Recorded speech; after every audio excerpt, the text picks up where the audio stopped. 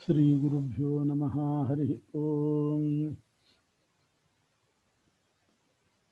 ನಾರಾಯಣಂ ಸುರಗುರುಂ ಜಗದೇಕನಾಥಂ ಭಕ್ತಪ್ರಿಯಂ ಸಕಲಲೋಕನಮಸ್ಕೃತಂ ಚ ತ್ರೈಗುಣ್ಯವರ್ಜಿತಮಜಂ ವಿಭುಮಾದ್ಯಮೀಶಂ ವಂದೇ ಭವಘ್ನಮರಾಸುರಸಿದ್ಧವಂದ್ಯಂ. ನಾರಾಯಣಾಯ ಪರಿಪೂರ್ಣಗುಣಾರ್ಣವಾಯ ವಿಶ್ವೋದಯಸ್ಥಿತಿಲಯೋನ್ನಿಯತಿಪ್ರದಾಯ ಜ್ಞಾನಪ್ರದಾಯ ವಿಬುಧಾಸುರಸೌಖ್ಯದುಃಖ ಸತ್ಕಾರಣಾಯ ವಿತತಾಯ ನಮೋ ನಮಸ್ತೆ. ನಾರಾಯಣಂ ನಮಸ್ಕೃತ್ಯ ನರಂ ಚೈವ ನರೋತ್ತಮಂ ದೇವೀಂ ಸರಸ್ವತೀಂ ವ್ಯಾಸಂ ತತೋ ಜಯಮುದೀರಯೇತ್. ಏವಂ ಶುಭೋಚ್ಯ ಗುಣವತ್ಸು ಜನಾರ್ದನೇನ ಯುಕ್ತೇಷು ಪಾಂಡುಷು ಚರತ್ಸ್ವಧಿಕಂ ಶುಭಾನಿ. ನಾಸ್ತಿಕ್ಯನೀತಿಮತುಲಹಂ ಗುರುದೇವತಾದಿ ಸತ್ಸ್ವಂಜಸೈವ ಜಗೃಹುರ್ಧೃತರಾಷ್ಟ್ರಪುತ್ರಾಃ.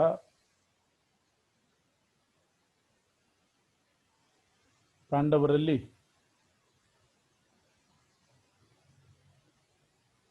ಯುಧಿಷ್ಠಿರನನ್ನ ಧೃತರಾಷ್ಟ್ರ ಯುವರಾಜ ಪದವಿಯಲ್ಲಿ ಪಟ್ಟಾಭಿಷೇಕ ಮಾಡಿದ.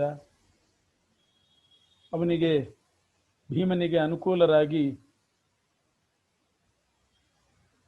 ಯುಧಿಷ್ಠಿರನಿಗೆ ಅನುಕೂಲರಾಗಿ ಭೀಮ ಮತ್ತು ಅರ್ಜುನರು ದಿಗ್ವಿಜಯ ಮಾಡಿಕೊಂಡು ಬರ್ತಾ ಇದ್ದರು. ಧೃತರಾಷ್ಟ್ರ, ಹಿರಿಯರು ಎಲ್ಲರೂ ಕೂಡ ಸಂತೋಷಪಟ್ಟಿದ್ದಾರೆ. ಹೀಗೆ ಸತ್ಕರ್ಮ ಮಾಡಿಕೊಂಡು ಇವರೆಲ್ಲ ಪಾಂಡವರು ಮನೆಯಲ್ಲಿರುವಾಗ ಧೃತರಾಷ್ಟ್ರನ ಮಕ್ಕಳು ಕೌರವರು, ದುರ್ಯೋಧನಾದಿಗಳು ಮಾತ್ರ ನಾಸ್ತಿಕ್ಯ ನೀತಿಯನ್ನು ಕಲಿತಿದ್ದಾರೆ.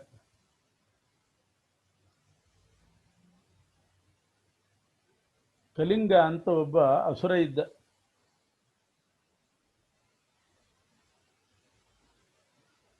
ಆಸುರಕಃ ದ್ವಿಜಃ. ಅವನು ಅಸುರ ಸ್ವಭಾವದ ಒಬ್ಬ ಬ್ರಾಹ್ಮಣ, ಶುಕ್ರಾಚಾರ್ಯರ ಶಿಷ್ಯ, ಶಕುನಿಗೆ ಗುರು. ಅವನು ಕಳಿಂಗ ಬಹಳ ಕುತ್ಸಿತವಾದಂಥ ನೀತಿಯನ್ನ, ಬಹಳ ಕೆಟ್ಟ ನೀತಿಯನ್ನ, ಮೋಸದ ನೀತಿಯನ್ನ ಧೃತರಾಷ್ಟ್ರನ ಮಕ್ಕಳಿಗೆ ಏಕಾಂತದಲ್ಲಿ ಹೇಳಿಕೊಟ್ಟಿದ್ದಾನೆ, ಯಾರಿಗೂ ಗೊತ್ತಾಗದಿದ್ದ ಹಾಗೆ. ಇದಕ್ಕೆಲ್ಲ ಮೂಲ ಶಕುನಿ. ಶಕುನಿಯೇ ಆ ಕಳಿಂಗನನ್ನ ಕರ್ಕೊಂಡು ಬಂದವನು. ತನ್ನ ಗುರು ಕರ್ಕೊಂಡು ಬಂದು ಧೃತರಾಷ್ಟ್ರನ ಮಕ್ಕಳಿಗೆಲ್ಲ ಅದನ್ನು ಉಪದೇಶ ಮಾಡಿಸ್ತಾನವನ ಕೈಯಲ್ಲಿ. ಏನದು ಕಳಿಂಗ ನೀತಿ ಅಂದರೆ, ಛದ್ಮೈವ ಯತ್ರ ಪರಮಂ ನಸುರಾಶ್ಚ ಪೂಜ್ಯಾಃ ಸ್ವಾರ್ಥೇನ ವಂಚನ ಕೃತೆ ಜಗತೋಖಿಲಂಚ ಧರ್ಮಾದಿ ಕಾರ್ಯಮಪಿ ಯಶ್ಚ ಮಹೋಪಧಿ ಸ್ಯಾತ್ ಶ್ರೇಷ್ಠಸ್ಯ ಶ್ರೇಷ್ಠಸ್ಸ ಏವ ನಿಖಿಲಾತ್ ಸುರದೈತ್ಯ ಸಂಘಾತ್. ಕಪಟತನವೇ ಪರಮ ಗುರಿಯಾಗಿರಬೇಕು ಜೀವನದಲ್ಲಿ. ಯಾವ ದೇವತೆಗಳನ್ನು ಕೂಡ ಪೂಜನೆ ಮಾಡೋದಲ್ಲ. ಎಲ್ಲ ಜಗತ್ತಿಗೆ ಮೋಸ ಮಾಡಬೇಕು, ಮೋಸಕ್ಕೋಸ್ಕರ ಧರ್ಮ ಮಾಡಬೇಕು. ಇವನು ಧಾರ್ಮಿಕ ಅಂತ ತಿಳ್ಕೊಂಡು ಅವರೆಲ್ಲ ಮೋಸ ಹೋಗಿರಬೇಕು ಜಗತ್ತೆಲ್ಲ. ಅಂಥ ಧರ್ಮವನ್ನು ಮಾಡಬೇಕು. ಹೀಗೆ ಯಾರು ಅನುಷ್ಠಾನ ಮಾಡಿಕೊಂಡಿರ್ತಾನೋ ಅವನೇ ಶ್ರೇಷ್ಠ. ದೇವಸ್ಥಾನಕ್ಕೆ ಹೋಗಬೇಕು, ದೇವರ ಮೇಲೆ ಭಕ್ತಿಯಿಂದ ಅಲ್ಲ, ತಾನೂ ಒಬ್ಬ ಧಾರ್ಮಿಕ ಅಂತ ಎಲ್ಲರೂ ಗುರುತಿಸಬೇಕು. ಬೇಕಾದಷ್ಟು ದಾನವನ್ನು ಮಾಡಬೇಕು, ಕೀರ್ತಿ ಬರಲಿ, ಹೆಸರು ಬರಲಿ ಅಂತ ಮಾಡಬೇಕು. ತಾನೇನು ಅನ್ಯಾಯ ಮಾಡಿದರೂ ಕೂಡ ಅದೆಲ್ಲ ಮುಚ್ಚಿ ಹೋಗಬೇಕು. ಅದಕ್ಕೋಸ್ಕರ ತಾನು ದಾನ ಮಾಡಬೇಕು. ಇಂಥವನು ಇಂಥ ಅನ್ಯಾಯ ಮಾಡಲಿಕ್ಕೆ ಸಾಧ್ಯನೇ ಇಲ್ಲ ಅಂತ ಜನ ಅಂದಿರಬೇಕು. ಆ ರೀತಿ ಹೊರಗಡೆ ಧಾರ್ಮಿಕತೆಯನ್ನು ತೋರಿಸ್ಬೇಕು. ಆದರೆ ಅಧರ್ಮವನ್ನೇ ಮಾಡಬೇಕು. ಯಾರಾದರೂ ದ್ವೇಷಗಳಿದ್ದರೆ ಅವರನ್ನು ಕೊಲ್ಲಬೇಕು. ವಿಷ ಹಾಕಿಯೋ ಏನಾದರೂ ಮಾಡಿ ಮೋಸದಿಂದ ಕೊಲ್ಲಬೇಕು. ಎಲ್ರಿಗಿಂತ ಮೊದಲು ಹೋಗಿ ಅಳಬೇಕು. ಅಯ್ಯೋ ಇಂಥವ್ರಿಗೆ ಹೀಗಾಗಬಾರ್ದಾಗಿತ್ತು ಅಂತ ಅಳಬೇಕು. ಇದು ಕಳಿಂಗ ನೀತಿಯ ಸಾರ. ಪುರ ಮೋಸ. ಇತ್ಯಾದಿ ಕುಚ್ಛಿತತಮಾಂ ಜಗೃಹುಸ್ಮ ವಿದ್ಯಾಂ. ಇಂಥ ಕೆಟ್ಟ ನೀತಿಯನ್ನು ಕಳಿಂಗನಿಂದ ಕೌರವರು ಅಭ್ಯಾಸ ಮಾಡಿದರು. ಅವರು ಅಭ್ಯಾಸ ಮಾಡಿದ್ದಷ್ಟೇ ಅಲ್ಲದೇನೆ ತಮ್ಮ ಬುದ್ಧಿಬಲದಿಂದ ಅದನ್ನು ಇನ್ನೂ ಬೆಳೆಸ್ಕೊಂಡ್ರು. ಅದಕ್ಕೆ ವ್ಯಾಖ್ಯಾನ ಮಾಡಿದರು, ಅದನ್ನು ಇನ್ನೂ ಉತ್ತರೋತ್ತರ ಅಭಿವೃದ್ಧಿ ಮಾಡಿದರು. ಅದರ ಮೇಲೆ ತಾವು ಒಂದಿಷ್ಟು ತಮ್ಮ ಬುದ್ಧಿಯಿಂದ ಸೇರಿಸ್ಕೊಂಡು ಚೆನ್ನಾಗಿ ಆ ಕೆಟ್ಟ ನೀತಿಯಲ್ಲಿ, ಮೋಸದ ಕಾರ್ಯದಲ್ಲಿ ಪ್ರಬಲರಾದರು. ಅವರ ಸ್ವಭಾವಕ್ಕೇ ಅದು ಬಹಳ ಹಿಡಿಸಿತ್ತು ಕಳಿಂಗ ನೀತಿ.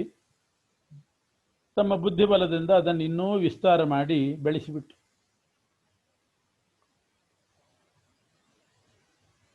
ಆದ್ದರಿಂದ ಸಂಪೂರ್ಣ ದುರ್ಮತಿರಥೋ ಧೃತರಾಷ್ಟ್ರಸೂನು ತಾತಪ್ಯಮಾನ ಹೃದಯೋ ನಿಖಿಲಾನ್ಯಹಾನಿ. ಸಜ್ಜನರನ್ನ ದ್ವೇಷ ಮಾಡಬೇಕು, ಮೇಲ್ನೋಟಕ್ಕೆ ಅವ್ರನ್ನ ಹೊಗಳ್ತಾ ಇರಬೇಕು, ಒಳಗಡೆ ದುರೂಹ ಬಗೆಬೇಕು. ಇದೆಲ್ಲ ಇತ್ತು. ಆದ್ದರಿಂದ ಪಾಂಡವರ ದಿಗ್ವಿಜಯ ಅಂದರೆ ಭೀಮಾರ್ಜುನರು ಹೋಗಿ ದಿಗ್ವಿಜಯ ಮಾಡಿಕೊಂಡು ಬಂದದ್ದು, ಬೇಕಾದಷ್ಟು ಸಂಪನ್ನರಾದದ್ದು, ಸಂಪತ್ತು ತಂದು ಧೃತರಾಷ್ಟ್ರನಿಗೆ ಕೊಡ್ತಾ ಇದ್ರು. ಅದನ್ನೆಲ್ಲ ನೋಡಿ ಅವನಿಗೆ ಹೊಟ್ಟೆ ಉರಿತು. ಮತ್ತು ಯುಧಿಷ್ಠಿರ ಯುವರಾಜ ಪದವಿಯಲ್ಲಿ ಕೂತುಬಿಟ್ಟಿದ್ದಾನೆ. ಅದು ಧೃತರಾಷ್ಟ್ರನೇ ಪಟ್ಟಾಭಿಷೇಕ ಮಾಡಿದ. ಅದರಿಂದಲೂ ಬಹಳ ತಾಪ ಆಯಿತು ಅವನಿಗೆ ಹೃದಯಕ್ಕೆ. ಹಗಲು ರಾತ್ರಿ ಹೊಟ್ಟೆ ಕಿಚ್ಚಿನಿಂದ ಬಹಳ ಪರಿತಪಿಸಿದ. ಅದರ ಸಹನೆ ಇಲ್ಲದೇನೆ ಒಂದು ಸಲ ಶಕುನಿ ಜೊತೆಗೆ ತಂದೆಯಾದ ಧೃತರಾಷ್ಟ್ರನ ಹತ್ರ ಬಂದು ದುರ್ಯೋಧನ ಹೇಳ್ತಾ ಇದ್ದಾನೆ, ಅಪ್ಪ, ನೀನು ಪಾಂಡುರಾಜನಿಗಿಂತ ಜ್ಯೇಷ್ಠ, ನೀನು ಪಾಂಡುರಾಜನಿಗಿಂತ ಹಿರಿಯ, ನೀನು ನಿನ್ನ ಔರಸ ಮಕ್ಕಳು ನಾವು. ಯುಧಿಷ್ಠಿರ ಭೀಮಾದಿಗಳು ಪಾಂಡುರಾಜನ ಮಕ್ಕಳು ಅಲ್ಲ ಅವರು ನಿಜವಾಗಿ. ನಾವು ಹಿರಿಯನಾಗಿರ್ತಕ್ಕಂಥ ನಿನ್ನ ಮಕ್ಕಳು. ನಮಗೆ ರಾಜ್ಯದಲ್ಲಿ ಯಾವ ಸ್ಥಾನಮಾನ ಇಲ್ಲದಂತೆ ನೀನೇ ಮಾಡಿದ್ದಿ. ನಿನ್ನ ತಮ್ಮನಿಗೆ ಹುಟ್ಟಿದಂಥ ಮಕ್ಕಳಿಗೆ ರಾಜ್ಯ ಪದವಿ ಕೊಟ್ಟಿದ್ದಿ, ಯುವರಾಜ ಪದವಿಯಲ್ಲಿ ಪಟ್ಟಾಭಿಷೇಕ ಮಾಡಿದ್ದಿ. ಅದು ನಿನ್ನ ತಮ್ಮನಿಗೆ ಅವನ ಹೆಂಡತಿಯಲ್ಲಿ ಹುಟ್ಟಿದವರ ಅಲ್ಲ, ತಮ್ಮನಿಂದ ಹುಟ್ಟಿದವರಲ್ಲ. ಅನ್ಯೈಶ್ಚ ದಾರಜಾತಾಹ, ಬೇರೆ ದೇವತೆಗಳಿಂದ, ಬೇರೆಯವರಿಂದ ತಮ್ಮನ ಹೆಂಡತಿಯಲ್ಲಿ ಹುಟ್ಟಿದಂಥವರು. ಇಂಥವರಿಗೆ ನೀನು ರಾಜ್ಯ ಪದವಿಯನ್ನು ಕೊಟ್ಟಿದ್ದಿ.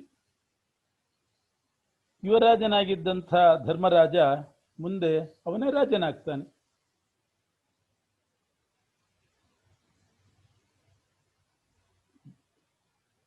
ನೀನೇ ಕೂಡಿಸ್ಬೋದು, ಅಥವಾ ತಮ್ಮಂದ್ರ ಬಲದಿಂದ ಅವನು ಬಲಾತ್ಕಾರವಾಗಿ ರಾಜನಾಗ್ತಾನೆ. ನಾವೆಲ್ಲ ಅವನ ದಾಸರಾಗಬೇಕಾಗ್ತದೆ. ಧರ್ಮರಾಜ, ಭೀಮ, ಅರ್ಜುನಾದಿಗಳಿಗೆ ನಾವು ದಾಸರಾಗಬೇಕಾಯಿತು. ಮುಂದೆಯೂ ಕೂಡ ನಮ್ಮ ಸಂತತಿಯವರು ಕೂಡ ಪರಂಪರೆಯ ಅವರ ಸಂತತಿಗೆ ದಾಸರೇ ಆಗಬೇಕಾಗ್ತದೆ. ಆದ್ದರಿಂದ ನನಗೆ ಬಹಳ ವ್ಯಥೆ ಆಗ್ತಾ ಇದೆ. ನನಗೋಸ್ಕರ ಅಲ್ಲ, ನನಗೆ ರಾಜ್ಯ ಕೊಟ್ಟಿಲ್ಲ ಅಂತಲ್ಲ, ನನಗೆ ದುಃಖ. ಎಷ್ಟು ಕೀರ್ತಿವಂತನಾಗಿದ್ದೆ ನೀನು, ಜಗತ್ತಿನಲ್ಲೆಲ್ಲ ಪ್ರಸಿದ್ಧವಾದ ಕೀರ್ತಿ ನಿಂದು, ಶುದ್ಧವಾದ ಕೀರ್ತಿ ಉಳ್ಳವನಾಗಿದ್ದೀಯಪ್ಪ. ನಮ್ಮಿಂದಾಗಿ ನಿನಗೆ ದುಃಖ ಬರ್ತದೆ, ಅಪಕೀರ್ತಿ ಬರ್ತದೆ. ಯಾಕೆಂದ್ರೆ ಅವ್ರ ಸಪುತ್ರರು ನಾವಿರುವಾಗ ಯುಧಿಷ್ಠಿರ ಯುವರಾಜನಾದ ಅಂತಂದರೆ, ನಾವಿಲ್ಲದೇ ಇದ್ದರೆ ಅವಾಗ ಅವನನ್ನು ಕೂಡಿಸಿದ್ರೆ ಪರವಾಗಿದ್ದಲ್ಲಿ, ನಾವಿದ್ದಾಗಲೂ ಅವನನ್ನು ಯುವರಾಜ ಪದವಿಯಲ್ಲಿ ಕೂಡಿಸಿದರೆ ನಮ್ಮಿಂದಾಗಿಯೇ ನಿನಗೆ ದುಃಖ ಬಂದ ಹಾಗೆ, ಅಪಕೀರ್ತಿ ಬಂದ ಹಾಗೆ ಆಯಿತು. ಅದರಿಂದ ಇದನ್ನೆಲ್ಲ ನೋಡಿ ಕಣ್ಣಲ್ಲಿ ನೋಡುತ್ತಾ ಇರೋದಕ್ಕಿಂತ ನಮಗೆ ಆತ್ಮಹತ್ಯೆ ಮಾಡಿಕೊಳ್ಬೇಕು ಅಂತ ಅನಿಸ್ತಾ ಇದೆ. ನಾವೆಲ್ಲರೂ ಸಾಯೋಣ ಅಂತ ನಿರ್ಧಾರ ಮಾಡಿದ್ದೀವಿ, ಅನುಮತಿ ಕೊಡು ಅಂತ ದುರ್ಯೋಧನ ಬಂದು ಧೃತರಾಷ್ಟ್ರನ ಹತ್ರ ಹೇಳ್ತಾನೆ. ಏವಂ ಸ್ವಪುತ್ರ ವಚನಂ ಸನಿಶಮ್ಯ ರಾಜ ಪ್ರೋವಾಚ ನಾನುಗುಣಮೇ ತದಹೋ ಮನಸ್ತೆ. ಧೃತರಾಷ್ಟ್ರ ಬುದ್ಧಿವಂತ. ದುರ್ಯೋಧನ ಬಂದು ಇದನ್ನೆಲ್ಲ ಹೇಳಿದಾಗ ಎಷ್ಟು ನಾಟಕದ ಮಾತಾಡಿದ್ದಾನೆ. ನಿನಗಪಕೀರ್ತಿ ಬರ್ತದೆ ಅಂತ ನಮಗೆ ದುಃಖ, ನಿನ್ನ ಅಪಕೀರ್ತಿಯನ್ನು ನೋಡಿ ಕೇಳಿ ನಾವು ಬದುಕೊಂಡಿರ್ಲಾರ್ವಿ. ಆದ್ದರಿಂದ ಈಗ ನಮಗೆ ಮರಣಕ್ಕೆ ಅನುಮತಿ ಕೊಡು. ನನಗೇನು ರಾಜ್ಯ ಬೇಕು ಅಂತ ಆಸೆ ಇಲ್ಲ. ಆದರೆ ಧೃತರಾಷ್ಟ್ರ ತನ್ನ ಮಕ್ಕಳಿರುವಾಗ ತನ್ನ ತಮ್ಮನ ಹೆಂಡತಿಯಲ್ಲಿ ಬೇರೆಯವರಿಂದ ಹುಟ್ಟಿದವರಿಗೆ ರಾಜ್ಯ ಕೊಟ್ಟ ಅಂತ ಜನ ಮಾತಾಡಿಕೊಂಡ್ರೆ ಇದನ್ನು ಕೇಳಿಕೊಂಡು ನಾವು ಹೇಗಿರೋದು? ಹೀಗೆಲ್ಲ ಮಾತಾಡಿದ್ದ. ಇದೆಲ್ಲ ನಾಟಕದ ಮಾತು. ಧೃತರಾಷ್ಟ್ರನಿಗೆ ಅರ್ಥ ಆಯಿತು. ಕೂಡಲೇ ಹೇಳ್ತಾನೆ ಧೃತರಾಷ್ಟ್ರ, ಎಂಥ ಮನಸ್ಸು ಕೆಟ್ಟಿದೆಯಲ್ಲೋ ನಿಂದು, ಎಷ್ಟು ಕೆಟ್ಟಿದೆಯಲ್ಲೋ ನಿನ್ನ ಮನಸ್ಸು. ಯಾಕೆ ಆ ಪಾಂಡವರ ಮೇಲೆ, ಪಾಂಡುರಾಜನ ಮಕ್ಕಳ ಮೇಲೆ, ನಿನ್ನ ಚಿಕ್ಕಪ್ಪನ ಮಕ್ಕಳ ಮೇಲೆ ಯಾಕಷ್ಟು ಅಸೂಯೆ ಪಡ್ತಾ ಇದ್ದಿ? ತಮ್ಮ ಸ್ವಂತ ಬಾಹುಬಲದಿಂದ, ತಮ್ಮ ಪರಾಕ್ರಮದಿಂದ ಅವರು ಏಳಿಗೆಗೆ ಬರ್ತಾ ಇದ್ದಾರೆ, ಅಭಿವೃದ್ಧಿಗೆ ಬರ್ತಾ ಇದ್ದಾರೆ, ಉತ್ತಮ ಗುಣಶಾಲಿಗಳಾಗಿದ್ದಾರೆ.